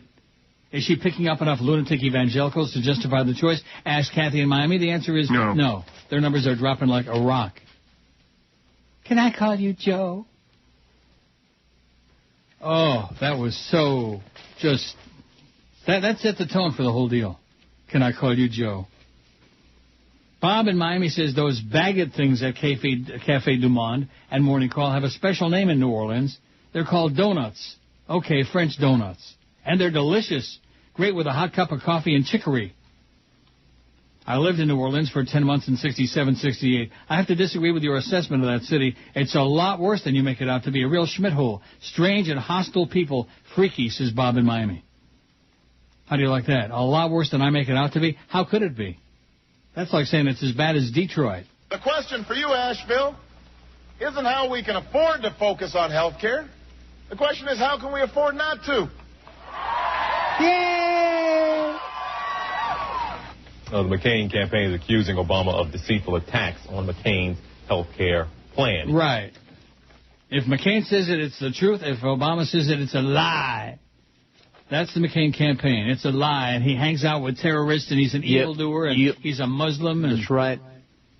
Joe says, whatever happened to the guy Rick Sanchez ran over with his car after drinking at that Dolphin game? I'd love to hear him singing with that. Well, I just played it for you.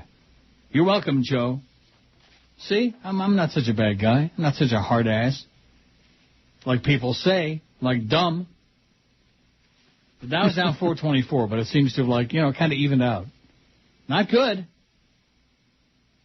Boy, and who was it that was saying once they passed the bailout package, the numbers are going to go zooming up again on Wall Street? Who was it who said that? Oh, what's this guy with the bald head? Yeah. So what do you think? About what? Sarah Palin? Life. About lunch?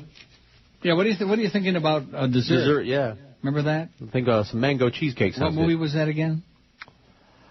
Oh, God. What are your feelings about dessert or something like that? Pin. Pin, that's it. Oh, I'm a lot sharper than you are, mister. Let me tell you that. Well, you're a pinhead. Pin. It's a good movie. And you like the chick, and I like the weird guy. Something for everyone. Well, you know me. I like weird guys. That's what I heard. 763 votes on Fat Chris's poll. Chris is going to have a meeting with clearance day. You better clear out of the building, George. I always do anyway. Because the building might just cave in. There's going to be such stomping and carrying on and screaming and yelling and lunacy. Am I right, Chris, or what? Are you going to, finally let it all hang out? Like I said, I'm going to tell him everything that happened that on my side and let him know what I know. So Right. That the Beast is a troublemaking idiot? Something like that. And try to get your ass canned? Correct. Well, but you're talking to his boyfriend. Don't you understand, man? You're talking to the boyfriend. His partner in crime.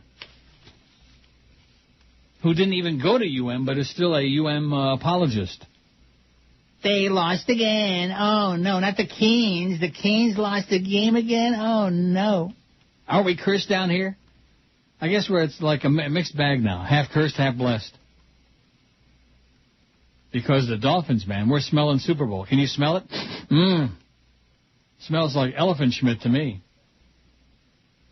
Oliver says, Neil, thanks for all the entertainment. I go back to WINZ years when you occasionally would work a Saturday shift all before the bird. Have never called. Email is great. Missed the good calls like the bridge tender or PP from Pembroke Pines. Whatever happened to him? I don't know. Don't ask. And we won't tell.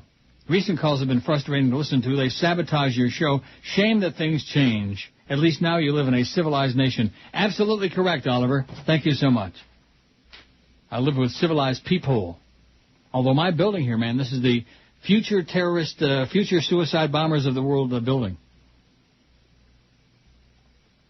And I will confess, a couple days ago I got on the elevator, and the elevator opened, and there was this bitch with the full, what do you call that? The burqa, the whole headgear, the whole thing covering the face. And, of course, she had the baby carriage with a little baby. She had a little baby. Mm-hmm. And she also had one in the oven. All the Muslim women, man, they're screwing their brains out because they got more kids than Carter's got pills. Screwing up a storm. Lou from the Gable says, this is right up your alley. It's a link to something. See, I don't like the links. Say something. Don't keep sending me links. Say that I'm going to click on the link, which is probably a bad mistake. Am I right? You never know. Why not arrest CEOs behind the money mess? Oh, yeah, it's right up my alley. Go away, Lou. Have a nice day. Here's one. Oh, this has got to be great. I'm surprised you actually had a meal with Fat Hank. Okay, let me print this out. Doesn't that sound like a worthwhile, like a keeper? Well, no. We'll see. Jeepers Creepers. How's Mr. Peepers? Do you know that Marlon Brando was buried next to Wally Cox? You mentioned. Or no, I think it had something to do with his ashes. As asses. Yeah, they're buried ass to ass.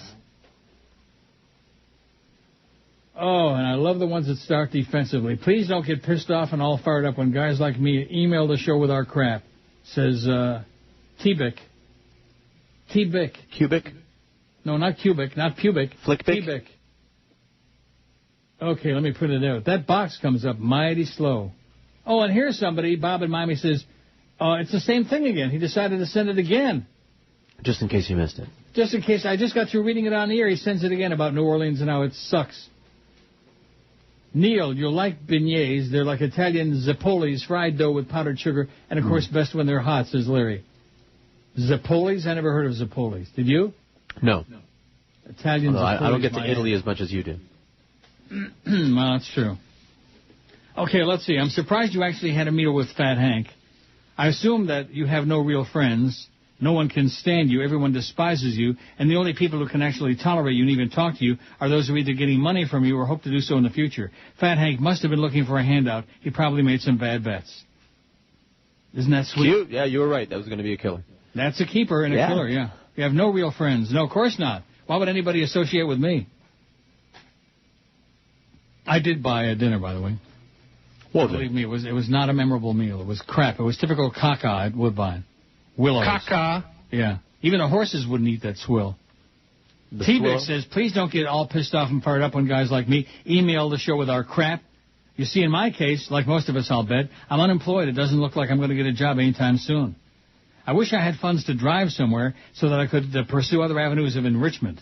But I'm dealing with depression and anxiety because I have no idea where I'm going to get money to pay FP&L.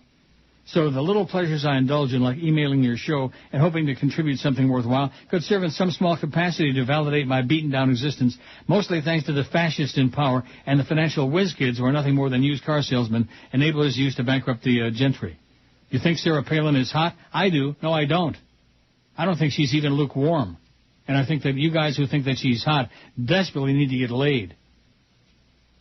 Just like someone would think a snake eating a rat is cute. Oh, I see.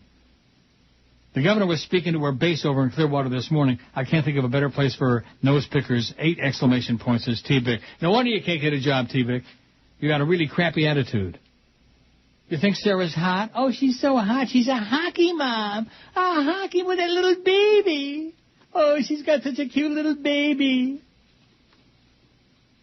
The way they were tossing that baby around the convention like a prop was just enough to make you vomit.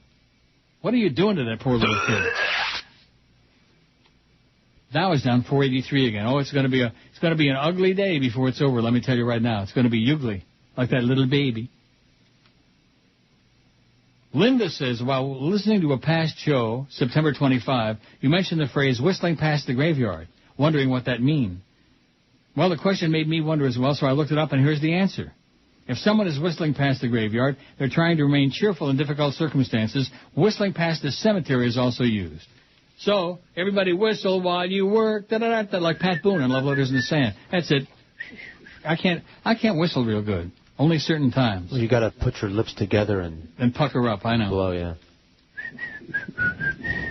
It's not easy to do in front of a microphone. I can whistle like in the shower. Or like in Woodbine, I can whistle. Whistle past the graveyard. On a day like Boy, did he sing or what, huh? Pat Goon? No. But he sure looked good back then, before we knew he was going to turn into a fascist, into a card-carrying, born-again, Bible-thumping hypocrite. No, you got to get to the middle part where he does the whistling. Can't you move it ahead? Yep.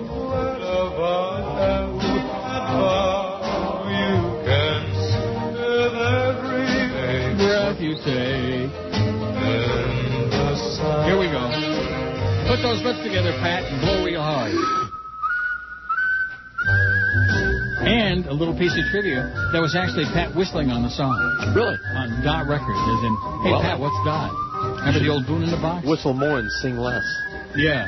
Remember the Boone in the Box? Hey, Pat, what's Dot? Oh, yeah. Da-da-da-da. Okay, that's enough. Pastry. What is it? I said, how's it going, eh? Pastry in New Orleans. They got wonderful pastry. Just the city sucks, and the people there are dumber than sawdust. But other than that, you'll love it. Biggest name. You'll love it. Best talent. This is Neil Rogers. Sports Radio 560 QAM. The sports leader. The biggest names, the best talent. You're listening to Sports Radio 560 WQAM. Miami, Fort Lauderdale. This is Brady Quinn. Whenever I shave my balls, I listen to the Neil Rogers 12 to 1 hour. I am guilty. What the hell? I got angry. I killed Nicole. Here I am on the stand. I will tell it all about a man who no longer can be playing pro football. Everywhere people stare, each and every day. They see me on TV, and I hear them say,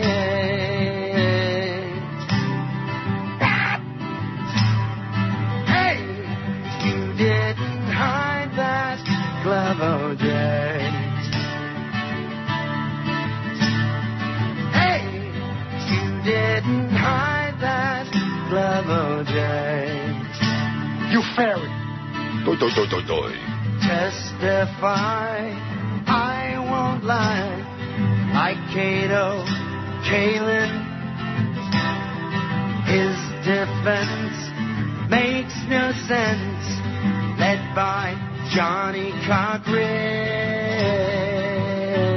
I'm dying over here. Now I see the jury look at DNA. Gather round all the Browns. Let me hear them say,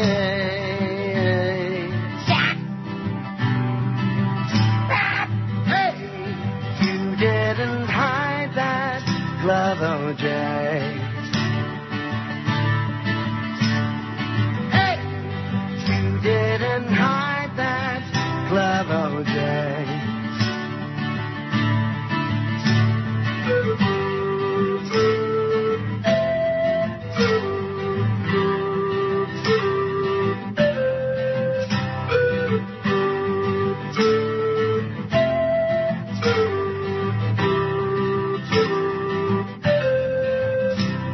Was that Zimfar there at the end of that? Sometimes what Nicole was thinking at the end. What?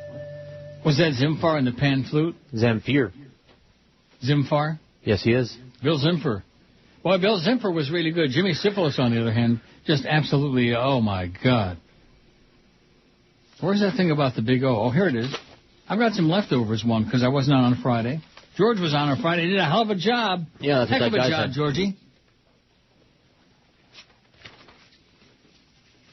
Let's see, where's the one about... Oh, yeah, Hank said the Big O shouldn't be on the air at all, period. I would agree on that. But nevertheless... Rock solid. He is that. And got a mammoth ego. Oh, my God. He's the only sportscaster in town who speaks in Spanglish baby talk. You know what I mean? Oh, no, he's not the only one. Are there other ones? Who are they? Well, I don't know, but I hear it.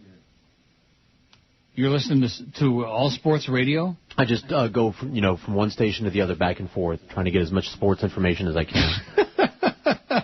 Oh, I think you ought to go in the meeting there with Chris. Yeah. Chris and Limp Wrist, Clarence. You ought to go in the meeting and hold Chris's hand. In fact, you ought to go in the other room right now and just for practice, hold his hand. Nah, it's cool. I'm okay. I think that would be so sweet. Uh-huh. Steve says, just listened to the opening of the Big O Show and couldn't help but laughing out loud. Out loud. He has a competition to win tickets to a Playboy party on South Beach. Can you imagine the losers who listen to his show chatting to Playboy models?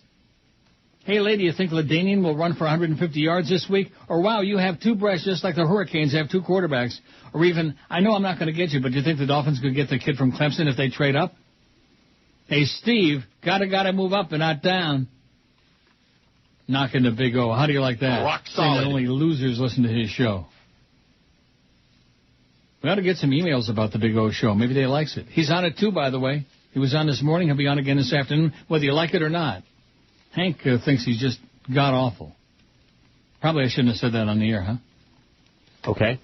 Well, why not? Hank wouldn't I mind. don't know. Hank don't care. Hank's got a big mouth. He's like me, fat and with a big mouth, only a lot fatter than I am. Wow. Come on, Hank, lose an ounce. But you're right. There's nothing you can do. Nope. Just say, I'm going to miss you. Like Fat Rich. Now, there was a great guy. You met Sure. Rich. I loved him dearly. Great guy. Good friend. Very nice. A lot of fun. Great sense of Very humor. nice to me. We would talk software and stuff because that was his thing. That wasn't even like a software writer. If I had a question about something, he was always very up to date, very helpful. Yeah. And then? Yeah. When we least expected it. He died? Yeah. That's right. Right there at the track, right at Pompano Park. Oh, I guess he probably would have wanted it that way. Sure.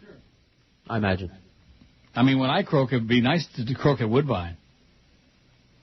Just fall off the chair at my machine and say... I'm dying over here. And then just hit the floor, just like that thing you just played. The Dow's down 444. Bless you. Well, that sneeze reminds me that I'm going to Joyce in on the next break. I see. So if I'm not back, be prepared. Although you know I'll be back. 797 on Fat Chris's poll. This is the day, baby. This is the day that Fat Chris draws the line in the sand and goes in there and tells Clarence what a jackass he is and how he better cut the crap. It's not a radio station. It's not a business. It's a little fraternity of kindergarten kids. Who can be the most childish? Oh, you didn't put Don Bailey Jr. on here. You didn't tell the guys to put him on. It's your job. You're not doing your job. I'm going to get you fired. I mean, the beast is an overgrown infant, and he's married and making babies? Oh, my goodness. So they have a little baby? Yes. Oh, the thought of that is just so grotesque. But nevertheless, we don't want to talk about that. That would be in bad taste, wouldn't it? Probably. Well, then let's talk about it. Not. Here's one that says black. Oh, look at that. Neil Rogers doesn't like black people. Any city that has too many people of color is automatically a sewer. New Orleans, Detroit, Atlanta. Never is anyone working on the show who might be a Schwarzer. Yeah, like Nick Lawrence, who was my producer for a long time at IOD and did a heck of a job. No black friends. No, I don't have any black friends. That's right. Automatically hates any broadcasters who are too dark. Right, like Bernie Shaw, who was one of my favorites on CNN. Well, he's not too dark. He's kind of light. Huh? He's kind of light. You know. No, he was That's why you not. like him. Bernie Shaw was light. Yeah. Can't stand any black culture, music, comedians, entertainers, etc. Right, like Chris Rock. I can't stand him. Not. The only black people he might even like are those like Obama, who's even whiter than most white men, his thin skin color notwithstanding. Whatever that means. Yeah, okay. Everybody knows me. Everybody knows what's in my brain. All you geniuses. God. And here's one. Oh, this is from Spiegs again. You're right, New Orleans is a toilet. It is a toilet. It's got nothing to do with how many black people are there. It's a toilet. I don't even remember the ethnic composition of the city. All I remember was like a slum, like a big slum. And if you watched Southern Comfort, I don't recall any black people being in there. They were trailer trash. Like Sarah Palin, last time I checked, she's not black. She's just trailer trash. George is right. George Sedano from noon to 2 is pretty good. Oh, yeah. But he also speaks Spanglish, is that, I guess that's the message there? I don't see anything about the Big O. Huh? I think that's the point, yeah. No, just taking cheap shots at me. That's what the emails are all about, just like the callers. We hope you die. Bah! Like that, you know. Like that Ed Sinisky. You ought to read the crap that jackass sends me. But you know what? Don't bother me. Because the one thing George knows, and that this is my motto in life, and it's served me well for years and years. I don't live my life based on what other people think. I don't give a crap what other people think. I live my life and do the best I can every day, and that's it. If that ain't good enough for you, your mama. Your mama. Hey, Neil, it's time to send Sarah and her ganze Mishpocha back to Juneau or Anchorage or the Russian border, or wherever the hell they live, it says. Sarah's the most clueless nutcase I've ever seen. How could the people of Alaska, both of them, vote for her to be governor? Is it that cold in Alaska they're suffering from brain freeze, or are they just dumb as dirt? Both. Have to get back to work. I still have a job, says Ed. You go, Ed. Let's see, Spanish sportscaster. Oh, yeah, that's Jorge Sedano. Yeah, he's doing a hell of a job over there. 8:09 on your poll, Fat Chris. Boy, it's probably going to be Chris's last day with us. You've done a nice job for us these last, 2 years almost? Yeah, almost 2 years. Nice job. Well, I guess Excellent better get job on the 1,000 poll. votes today. What? Guess better get 1,000 votes today for me. We're going to get 1,000 votes for you today? Well, if it's my last day, yeah. That reminds me of that misfit, that Mario guy. Oh, I've been here, who, by the way, sends emails that I don't read on the air and sends them over and over. You can send it 100 times, misfit. I'm not going to read them. I've been here for you for 18 or 20 years. I've been here for you. Well, what does that mean? He's been there for me. And that's basically the same thing you're saying now, whatever you just said. Bob in Miami, who sent that email second time, at least had the decency to apologize. I sent the second email by mistake. Do you believe, Bob? No. No. Yeah, sure. No, he's a good guy.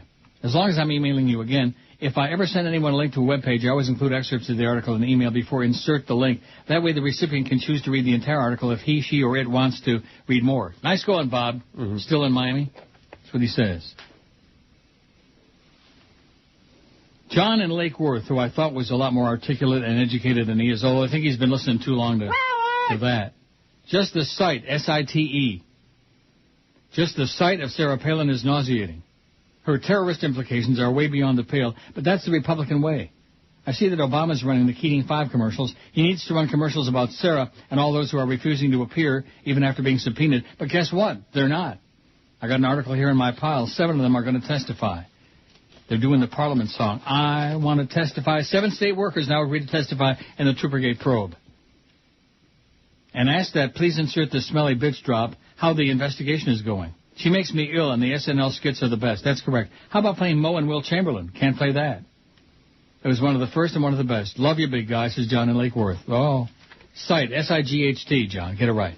Get it right rhymes with sight, slight, might, bite. The biggest names. The best talent. This is Neil Rogers. Sports Radio 560 QAM. The sports leader. The biggest names.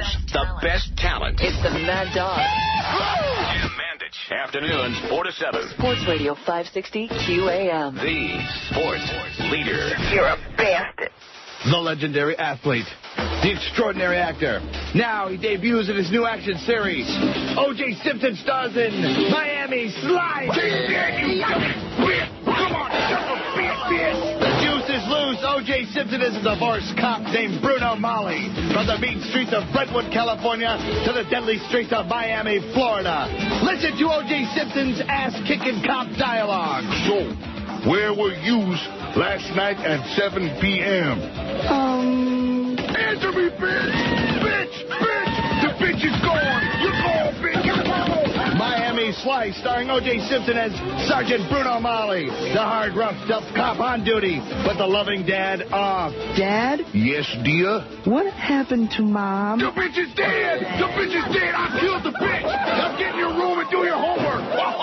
Miami Slice, starring O.J. Simpson as Sergeant Bruno Mali on NBC this Saturday. The juice is loose. Not no more. He ain't loose. He's behind bars, and he's seeing stars. Ain't that great? Let's hear it. I made my weekend. Dinner with the Humper at Woodbine Saturday night. Winning a few bucks in the afternoon while I'm waiting to meet up with him. That was the best part. I don't want to lie, Hank. It was great to see you again. We had a good time, a good chat, but the winning the money was even more pleasing, especially the way things are these days, you know. Money is something you can never have too much of. Just ask Chris, he'll tell you. Huh, what? The Dow is down nearly 500 points, down 480, 457. Let me take a look at the Toronto Stock Exchange. Not that anybody listening to me now cares about that. But it's oil is down under $90 a barrel. What a bargain. Go get some. 89.78. The TSX is down 617 points. It was down nearly 1,200 early this morning, and people are getting ready to... And the Canadian loonie is down to 90 cents. All right, let me go out and spend some money. Isn't that good, 90 cents? When I first came up here, it was 62 cents, and everything was a bargain. And then it went to like $1.10 as the American dollar went in the toilet. Thank you for the weak American dollar, Mr. President, and those low gas prices and all the dead people in Iraq, which for some reason nobody seems to be talking about. That's the one thing that really porked me off about what Obama said at that first debate, that no American soldier ever dies in vain. How can you say such a thing? What did they die for over there? For a war based on lies? But, of course, that's not the PC thing to say, right? No, so rich people could get richer. What did I tell you way back in the beginning? OIL and MONEY. Didn't I tell you that? In the meantime, they got an $80 billion budget surplus there in Iraq, $80 billion hanging around, and we're spending $10 billion a month to, like, win the war, whatever that means. There isn't any war. Doesn't the war imply that there are, like, two countries fighting? Right. Last time I checked, Democrat Barack Obama, responding to his portrayal by John McCain's campaign as a crony of terrorists, fought fire with fire today by highlighting the Republicans' embroilment in a devastating 80s financial scandal. A month from Election Day, November 4, the rivals traded furious barbs as Arizona Senator McCain battled to arrest his Illinois opponent's poll surge at a time of deep anxiety about the state of the U.S. economy. Oh, there's your president. Confidence in the financial system. Oh, yeah, there's lots of confidence. That's why the market is tanking, dropping like a gigantic boulder from the top of the Grand Canyon. Obama rolled out a new ad and email onslaught recalling McCain's complicity in the scandal over jail tycoon Charles Keating, the collapse of whose savings and loan firm wiped out the savings of many elderly retirees. Oi! McCain was part of a group of lawmakers that became known as the Keating Five, who received gifts and favors from the businessman and intervened with regulators to insist his company was in good health. The Republican escaped with a formal censure by the Senate in 91, but spoke of the searing embarrassment caused by the scandal, which cost the U.S. government $124 billion to bail out the entire S&L industry, and went on to become a crusader for ethics reform. Sound familiar? Obama campaign manager David Plouffe said in an email to supporters after Congress last week passed a $700 billion bailout for Wall Street. The McCain campaign has tried to avoid talking about the scandal, but with so many parallels to the current crisis, McCain's Keating history is relevant and voters deserve to know the facts and see for themselves the pattern of poor judgment by John McCain, he be saying. The war of words sparked by McCain's running mate Sarah Palin raised the stakes still higher as the presidential contenders prepared to face off at the second of three debates on Tuesday. Alaska Governor Palin Saturday accused Obama of palling around with terrorists, a reference to his ties in Chicago to former militant William Ayers, whose Weatherman group bombed government buildings in the 60s and 70s. Palin told supporters the Democrat was thus not a good man who sees America as you and I do, as the greatest force in the world for good. That remark appeared to underline that the Hawaiian-born Obama, the first African-American with a serious shot at the presidency, does not resemble the average white voter. But while the McCain campaign insists it won't play the race card against Obama, it does intend to portray him as a wild-eyed liberal who's out of step with heartland values and unfit to lead. McCain's spokesman, Tucker Bounds, alleged that the University of Professor Ayers was part of a network of Chicago patrons, including convicted fraudster Tony Rezko, a property tycoon who used to be a top fundraiser for Obama. The last 4 weeks of this election will be about whether the American people are willing to turn our economy and national security over to Barack Obama, a man with little record, questionable judgment, and ties to radical figures like unrepentant domestic terrorist William Ayers, he said. Obama hit back at the terrorist jab with another TV spot that castigated the 72-year-old McCain's erratic behavior as Congress warred last week over the economic rescue package. The ad noted that top McCain advisor Greg Strimple had said the Republicans' campaign was looking forward to turning a page on this financial crisis and instead attack Obama's aggressively liberal record. The Illinois senator said he wouldn't fall prey to the kind of swift-bow character assassination that helped sink John Kerry's campaign to unseat George W. in 2004. They'd rather tear our campaign down than lift this country up. That's what you do when you're out of touch, out of ideas, and running out of time, Obama told a gigantic crowd of 28,000 people yesterday in Asheville, North Carolina. With crisis sweeping through Wall Street and Main Street, polls now favor Obama both nationally and in battleground states as Florida, Ohio, and Pennsylvania. A USA Today MTV Gallup survey published today show Obama now leads McCain 61-32 among registered voters under the age of 30. However, McCain had a 4-point lead among seniors 65 and older. 4-point lead among seniors. That's pretty weak for a right-wing old doddering fool like insane McCain. You know it? Weak. Are you there or you die? Here. Well, a little both. You dying over there? I'm dying over here. From what? From the smell of... I'm polishing. I'm going to go make some soup. I bet you Chris is farting up a storm. Nope. No, not really. When fat people get really nervous, they start farting real bad? I'm not nervous. What am I to be nervous for? Because you got that big meeting with Clarence coming up this afternoon, which you're going to get fired. Oh, well. You better mind your P's and Q's. You better say, yes, sir, yes, mister, yes, master, yes, sir, okay. yes, sir. I'm telling you right now, man, he's a hard ass. He's a disciple of Jolly Joe Hard-Ass Bell, fat ass.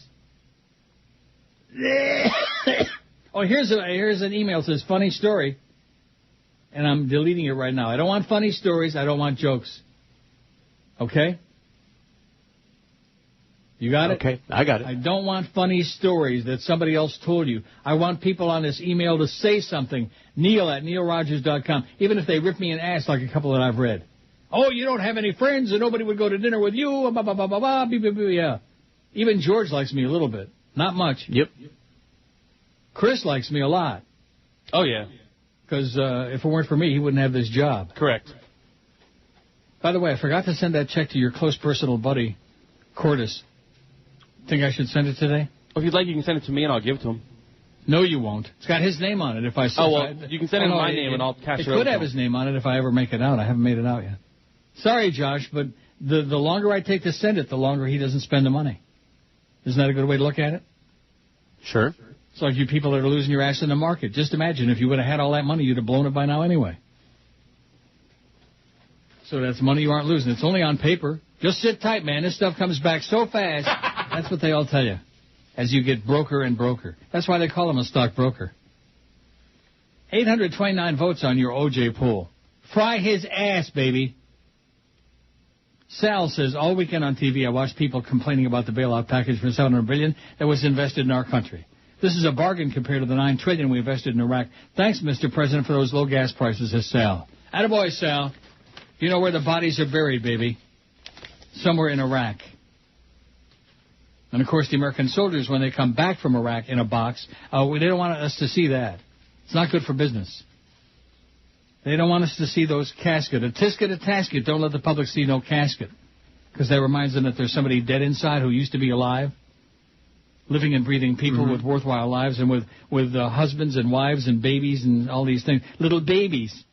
Just like Sarah. They have a little baby, only now they're dead because the president and Dick Cheney decided to invade Iraq so we could get our hands on the oil for their partners in crime. Let me say it again. If we should have invaded any place, it should have been the freaking Saudis. And by the way, now that Ramadan is over, what are you going to do about that? Eat? Yeah, that's right. Now they can eat. Essen, Mirgay and Essen. No messages in the email. Look at that. Oh, there's one. One just came. And you know who it's from? Unctious, and I'm deleting it right now. Unctious, you're out. See, there are certain idiots out there, they don't understand. When I get tired enough of them, I see it's from them and just delete. The biggest name. Please for defeat.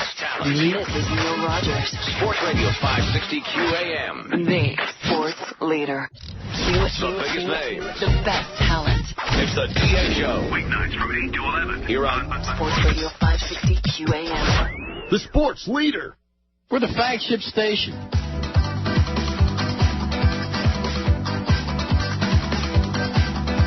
O.J. Simpson ain't got no soul, and we all know he's a liar. Went off to Vegas as we have learned to steal so he can retire. O.J. went in the hotel room waving guns in the air with a great big knife or two to spare. Time to strap him in the electric chair. O.J. robbed Vegas. Oh! O.J. robbed Vegas. Absolutely. O.J. robbed Vegas.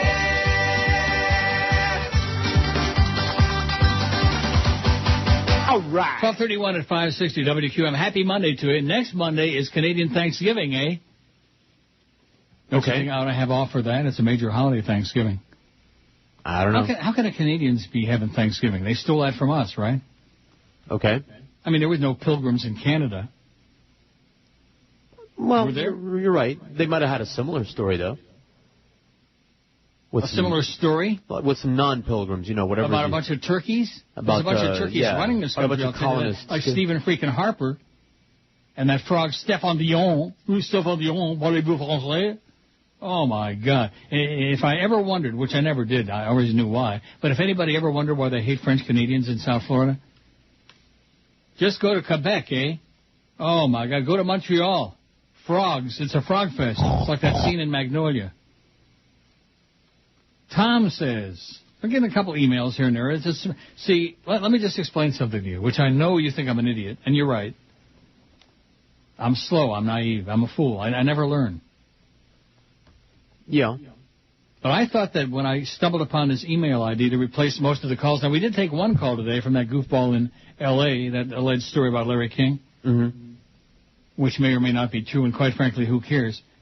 But I thought that, you know, even if you have like a third of the audience that we used to have, or a fourth, I thought the potential was there for like thousands of emails to be coming in. The potential is there. Right. Right. Right. I mean, like all these spam emails we get. I mean, zillions of those. Oh, I'm in Nigeria, and I just have $8 billion for you if you'll just respond to this and give me your Social Security number, and et cetera, you know. We get lots of those. Lots of crap. But I'm talking about people who listen to the show, people who are in contact with us with something to say. I thought the possibilities were like unlimited because everybody's got email. The possibilities are. And I in the first couple of days, or the first 3 days, it was phenomenal. Phenomenal. Not good, spectacular, sensational, phenomenal. And now it's basically, like I said, the same handful of misfits. I mean, there occasionally is something worthwhile on there, and I read as many of them as I can on the air, but generally speaking. Oh, Jane, I forgot to read Jane's. There's some stuff from over the weekend. The weekend, it's just astonishing. There is nothing that comes in. I mean, virtually nothing. Wouldn't you think weekend would be time that people are sitting down, tapping out a few things on their computer? No, absolutely not. Most of the emails that we get, I assume, are people on their work PC. You know, screwing off instead of doing work. That's our crowd. So, in other words, our audience doesn't have a PC at home? Probably, but, you know, on the weekend, most people, I would like to think, are doing other things. Or other people. This crowd? I have no life. Anyway, Jane in Deerfield was trying to suck up. Remember she was giving me the crap about the body wash in the bottles? Yes. Oh, and I got the pomegranate one, the soft soap. I'm still using that pink grapefruit. It's great. I'm almost out of that. It is great. See, I told you. You're right. No, that's a fag thing, Neil. That's for faggots only. Yeah, right. Might be, but it still smells really good. It's great. It sure is better than that nasty, smarmy soap. These guys just like to have an excuse to drop the soap, that's all. Jane says, the hell with body wash. The world is screwed anyway. Now you got the right attitude, Jane. I'm so depressed with everything she says. When I see this Palin person, it makes me want to gag. Then I realize there are people who are going to vote for her. According to the philosophy she follows, she should be home baking cookies. Yeah, with that little baby. Yet here she is governor and possibly a VP. She can't name the newspaper she reads because obviously she doesn't read any. Any woman who votes for her because she can't vote for a swillery should have the right to vote taken away. The same goes for any man who votes for her because she's hot. Write you again when I have more material. Love you, Jane. Thank you, Jane. See? Jane redeemed herself after I bitched her out about that body wash comment. Oh, you're not recycling the bottles. Oh, my God. You're destroying the planet. You know, and finally Jane came back to earth. And like that, you know? Yep. Well, I'm looking at my pile. I'm discovering I got a bunch of emails here that I haven't used. Isn't that bad? It's good that you found them now. Oh! And this article here, did you see it? It was on our website. Florida teacher uses the N-word against Obama. Did you see this? No. A Florida middle school teacher faced disciplinary action after using the word nigger to describe Democratic presidential candidate Barack Obama. WJHG's Christy Wolski reported. The 7th grade teacher, Greg Howard, asked his students what change stood for in relation to the Obama campaign and proceeded to write out an acronym, the acronym, Come Help Get a Nigger Elected. And, of course, we've had how many of those zillions on the email? Oh, yeah. Lots. Which I deleted immediately. Mm-hmm. The school suspended Howard without pay for 10 days and removed him from his position at the school. That shouldn't happen, said Billy Delahunt, an Obama supporter, because they're there to learn. They're not there to discriminate. Jackson County's deputy school superintendent confirmed that the teacher used the racial slur in class, and that's well, how can you find a how do you present something like that in a school? No matter how much of a redneck or I don't know. 7th grade teacher asked his students what change stood for. But school officials said Howard had been transferred to Jackson County Adult Education Program, where he will continue to teach. Howard's also been removed from his position as football coach and may face further action from the Florida Department of Education. This isn't the first instance of racism in the presidential race. A conservative convention in September included vendors selling Obama waffles that featured a caricature of the candidate reminiscent of Aunt Jemima's maple syrup. During the Democratic primaries earlier this year, MSNBC analyst Keith Olbermann called an editorial by former Bush strategist Karl Rove attacking Obama outright racist. And here it shows the blackboard. He wrote it out. C-H-A-N-G, come help a N-word get elected. Just unbelievable. Just pathetic. Yeah. I'll tell you one thing. They can sure serve up a lot of soup in Florida. You know why? Why? Because they got lots of crackers to go with it. Oh. Whoa. Endless supply. Market's down 500 points. 499.71. 501, like I said. Oh, brother. Oh, my gosh. Now, can you imagine if you got all your money, your life savings tied up in that crap? Yeah. I think I might make some more bacon today. Good. Schneider's. Yeah, on the next break. As opposed to going as opposed to going across to the no speaking English store and buying me a big one of those king size Snickers bars before I drive off to Woodbine. That's a good plan. Is it? I think so. But you know me, I'll do both. Probably. What do you think, Chris? Bacon or Snickers? Bacon. You're making bacon? Bring home the bacon, baby. 858 on Chris's poll. He's deluding himself into believing we're going to get 1,000 votes. It's not going to happen. Oh, well. I mean, it should. Oh, I need 1.8. It can't happen. It could. 1.8 votes? Per minute. Well, let's read the result. Maybe that'll push people. I mean, everybody should have an opinion on OJ. 524 points. The market's in the toilet.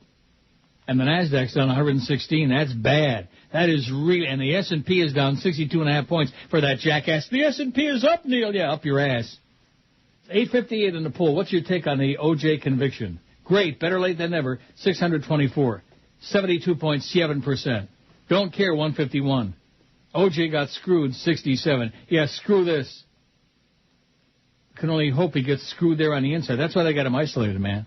I bet you there are a lot of guys that like to take a red-hot poker and stick it where the old cockamoon don't shine. And who's OJ? 16. Out of 860 vote. You need 140, and we got 60 and 20 and 80 minutes. Not going to happen, man. Unless you really push it. Push it. Names. The best talent. This is Neil Rogers. Sports Radio 560 QAM. The sports leader. The biggest names. The best talent. Are you sure? Orlando Alzagari. Mornings 5 to 7. Sports Radio 560 solid. QAM. The sports leader. Rectum. MONDAYSUCKS.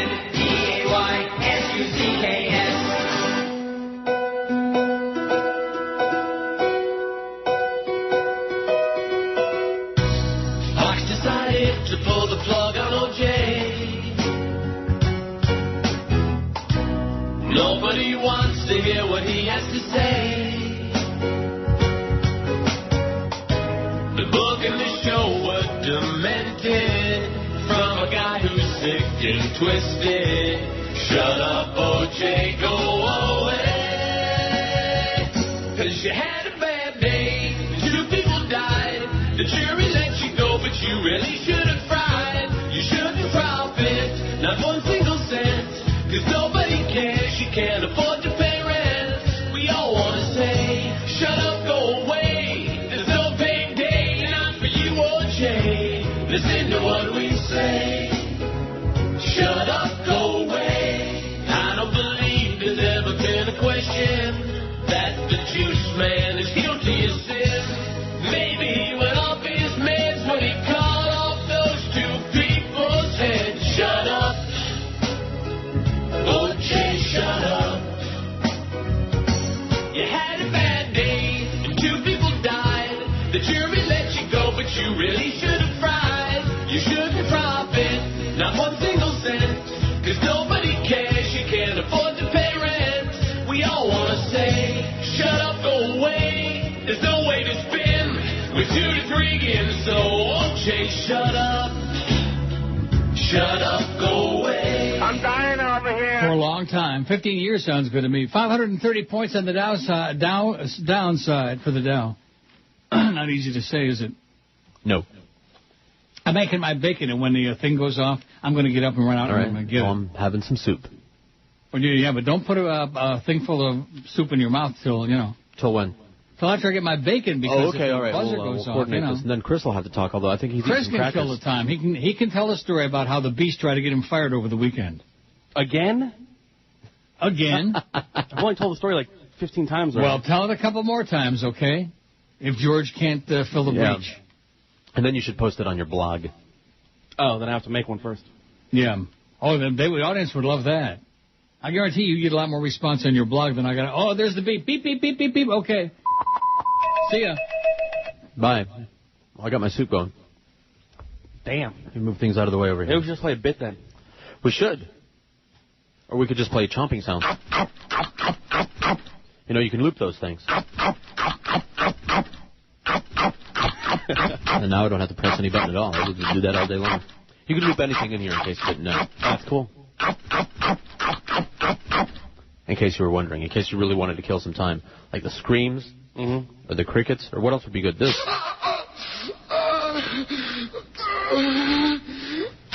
Nothing sexual. This is torture. Okay, so I would have been back a lot quicker, except that it takes the extra 30 seconds to, to tamp it down with a paper towel to get all the fat, the grease off. Got to tamp it. Mm-hmm. I put a tamp on it. Uh-huh. Mmm. Nice and crispy. Too bad you can't get the Schneider's Nuka. Did you ever find any? No, of course I haven't looked, but...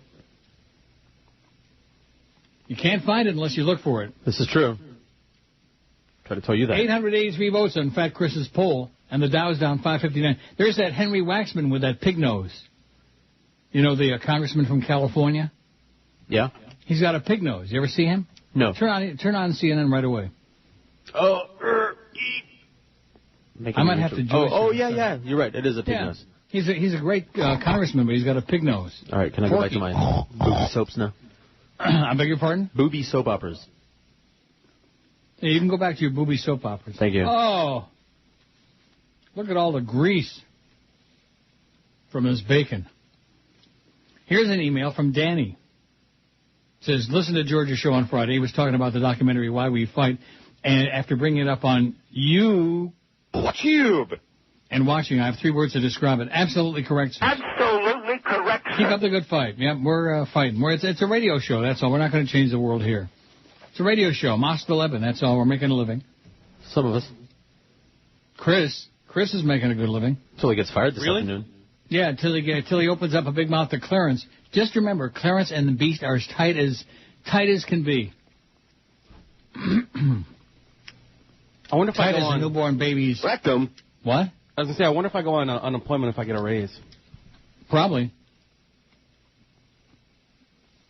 I would think so. What did I say? I said we're going for 900 votes today. We got 883. See, I know not to get carried away.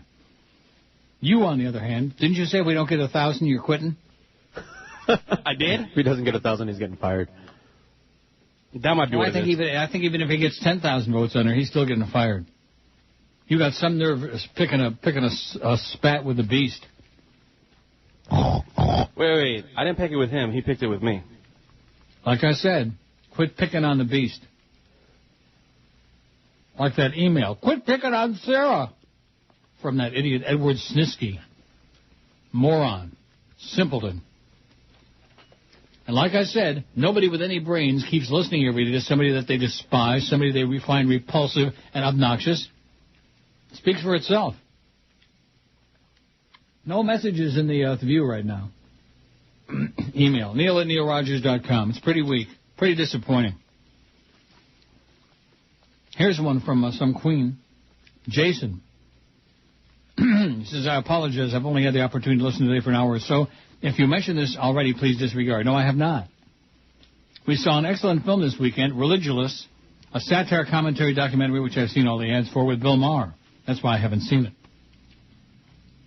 I'm not a huge fan of Maher in general, but this film was terrific. You seen it, George? No, I saw the previews, though. It looks interesting. I might have to, choke down my hatred of him and give it a watch. Me too. Maybe you can give me a bogus copy of it. Let me get to work on that. The movie pokes fun at all religions, but spends a great deal of time on fundamentalist Christians, Catholics, etc. Now, somebody once said, never underestimate the stupidity of the American public. I think both you and George would enjoy this film a great deal. We'll watch it.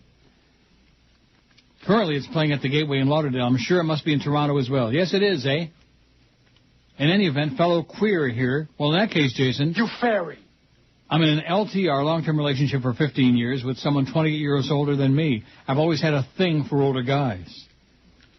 Must confess... Wait till you get to this part. I want you to strap yourself in, otherwise you'll fall on the floor. All right, I'll strap myself on. In laughter.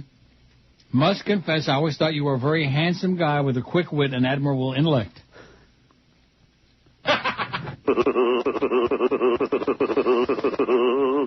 I saw you once at Pompano Park where you were with a friend, Fat Rich, I'm sure, and I didn't want to be that guy who interrupts your private time.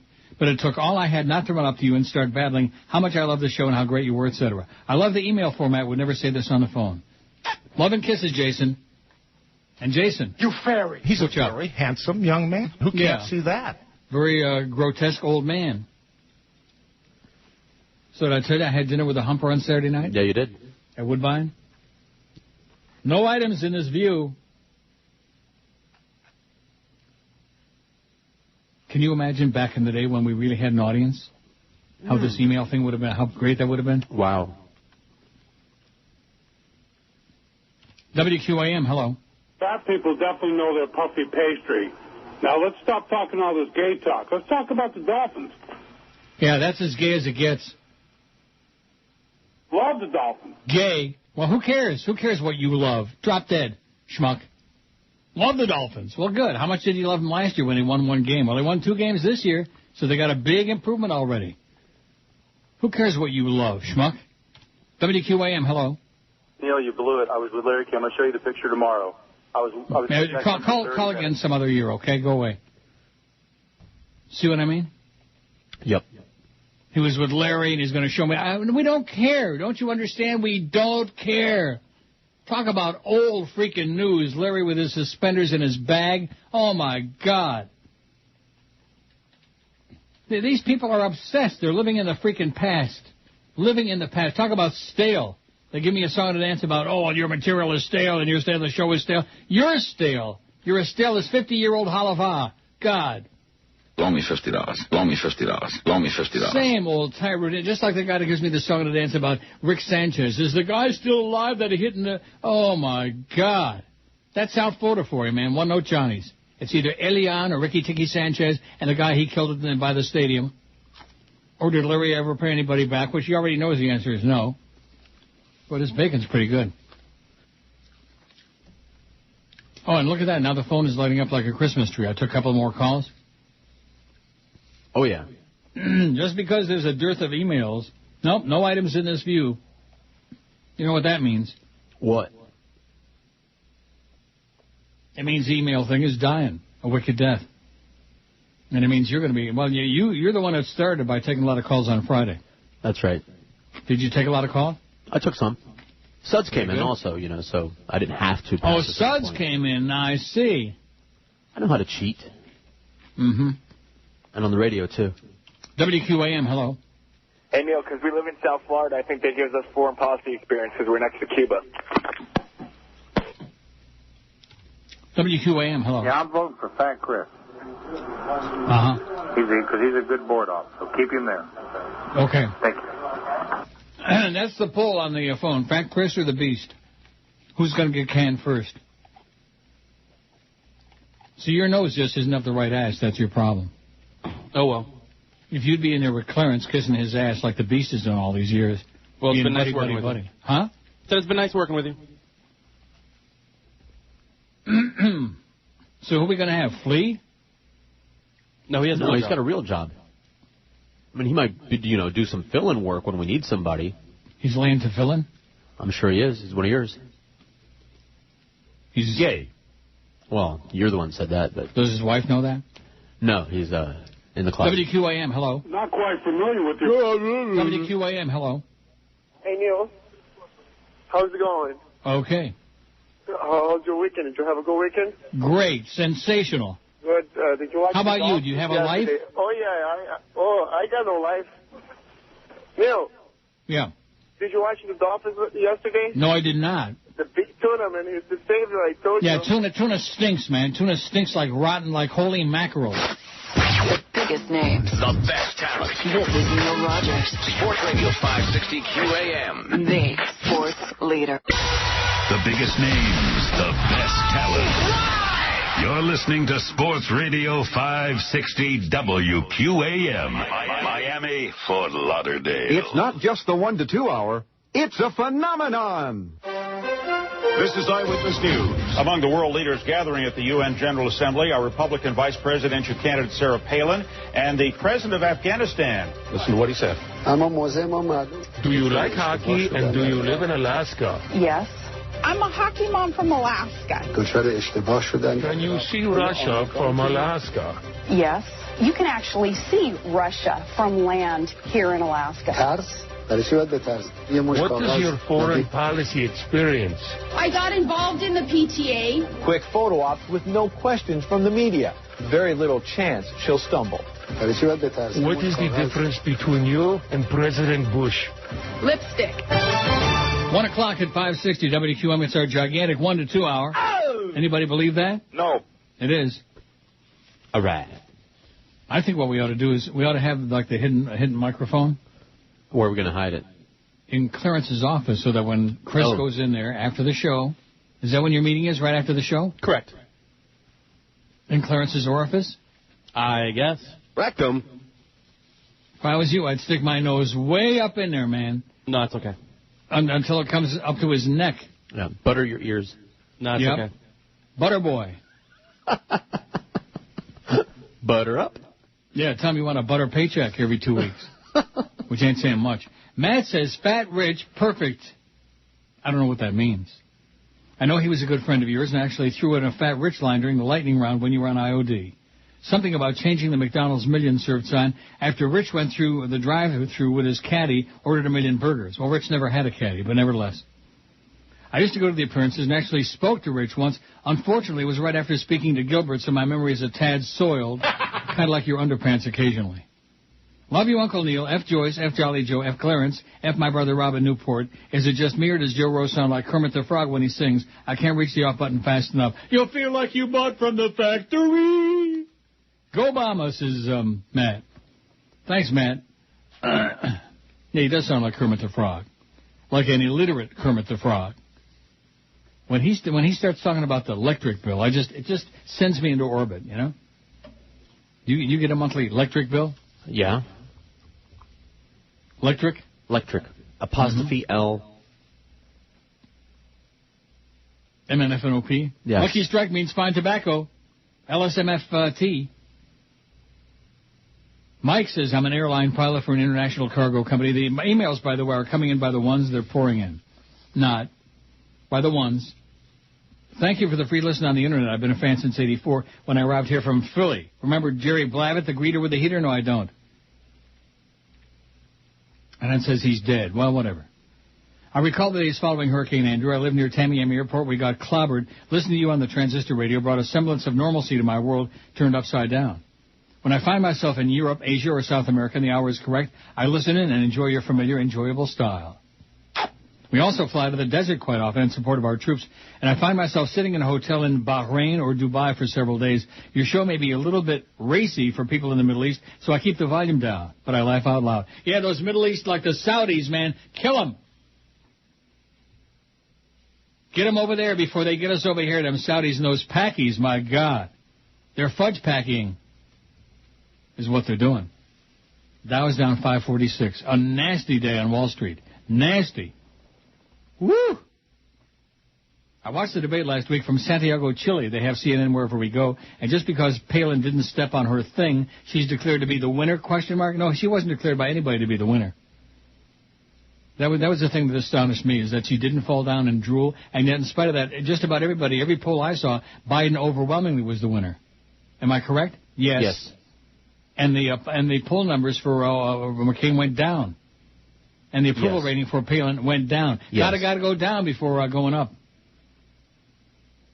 Miami Mike says, the dumbing of America never ceases to amaze me. Never underestimate the stupidity of the American people. Keep up the good work. Fan of the show wherever I may be. That's another thing. How come we don't get Like Mike obviously gets around. He's a world traveler, which is great.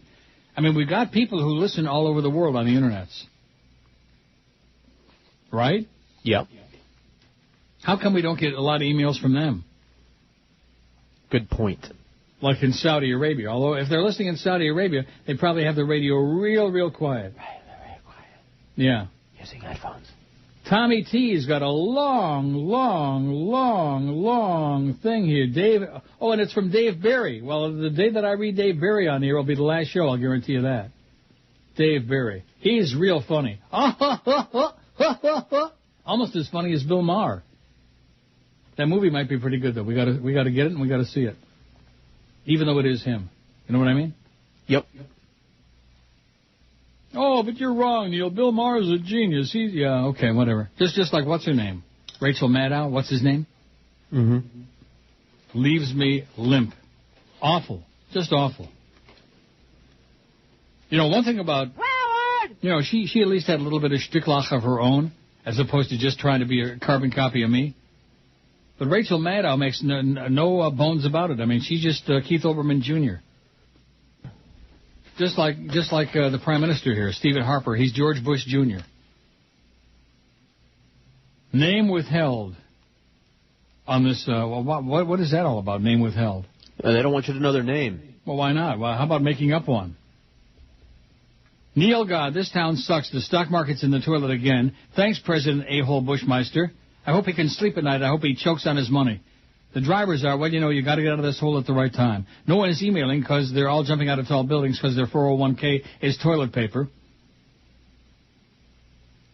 Is it worth going on or should I join them? Yeah, name withheld, join them. Name withheld killed himself today. It says, gotta go take a big Joyce, love you always.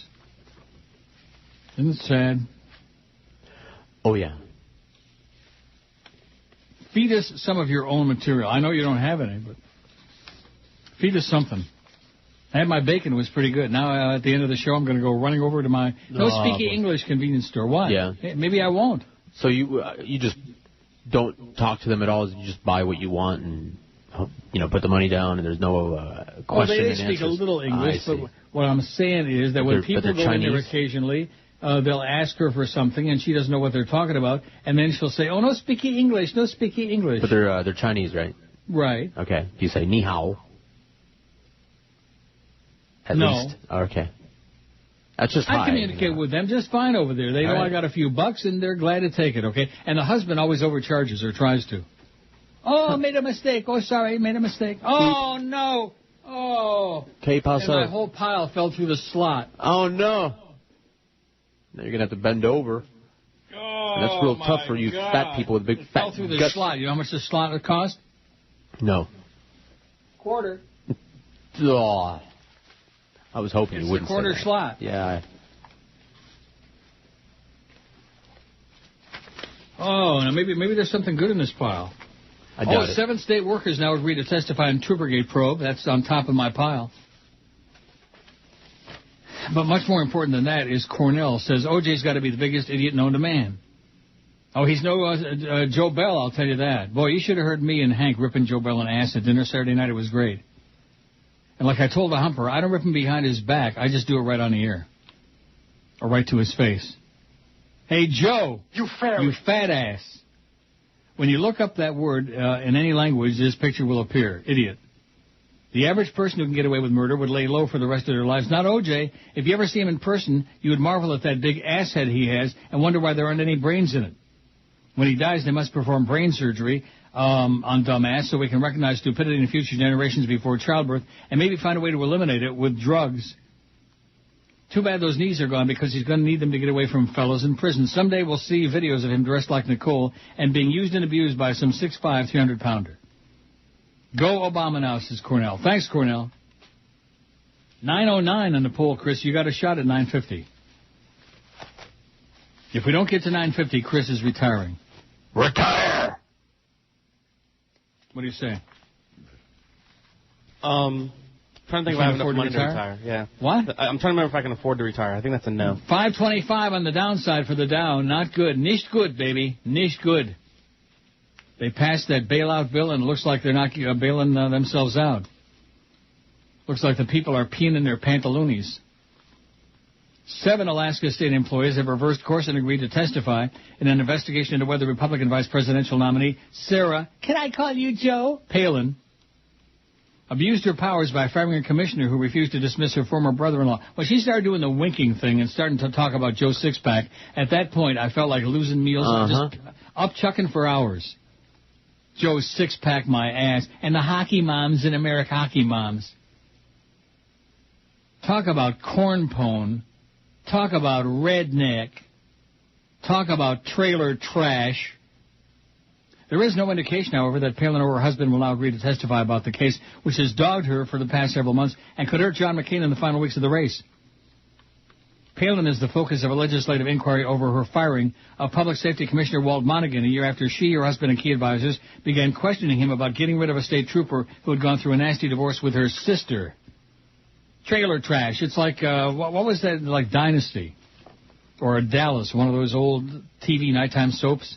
Falcon Crest. One of those. Oh, Falcon Crest, that was the one with Lorenzo Lamas. Yes, he does. Who you hate and I like a lot, or at least I used to. I'm sure you don't look so good anymore. He was one of the prettiest guys. He wasn't as pretty as Matt Castle. No, I take that back. He was prettier. I wouldn't mind seeing Matt Castle naked. Okay. Well, I mean, why not let me in the locker room for crying out loud? Hey, Chris, arrange that, would you? Yeah, sure. When's the Patriots game at Miami? I can look it up. Maybe by then we'll have our act together a little bit, although I doubt it. Yeah, look it up. Look at that schedule. Go in now. 9:17. Don't forget, we need to get 9:50 or Chris ain't coming back ever again. I wonder if Josh Cordes does their website, too. I beg your pardon? I wonder if Josh Cordes does their website, too. If we get to the website, they have another one of those like things you have to watch. I'm not sending that check. No, I gotta, you know.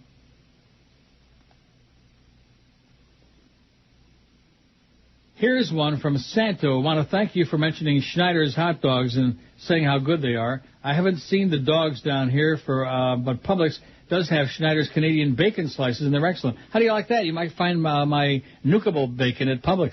November 23rd, 1 p.m. Oh, I'll be there. I'll be in the locker room to greet Matt, greet and eat meet and greet, and eat. Thank God for you, Neil. You're the best thing South Florida has to offer. Love Obama and my mama, says Santo. Your mama. Sew socks in hell, baby. The biggest names. The best talent. This is Neil Rogers. Sports Radio 560 QAM. The sports leader. The biggest names. The best talent. Yes. It's the big dog, Joe Rose. Weekday morning, 7 to 10. Where South Florida sports always matter. Are you sure? Sports Radio 560 QAM. The sports leader. I killed Nicole. The Ramseys went on. They passed a lie detector test. You know what happened? Nobody believes it. Mr. Bailey. You know, so if I'm not going to benefit, I'm not going to be some dancing monkey for you guys. OJ, Mr. Bailey You says... couldn't pass it to begin with. What makes you think you could pass it now? Simple. Sign off.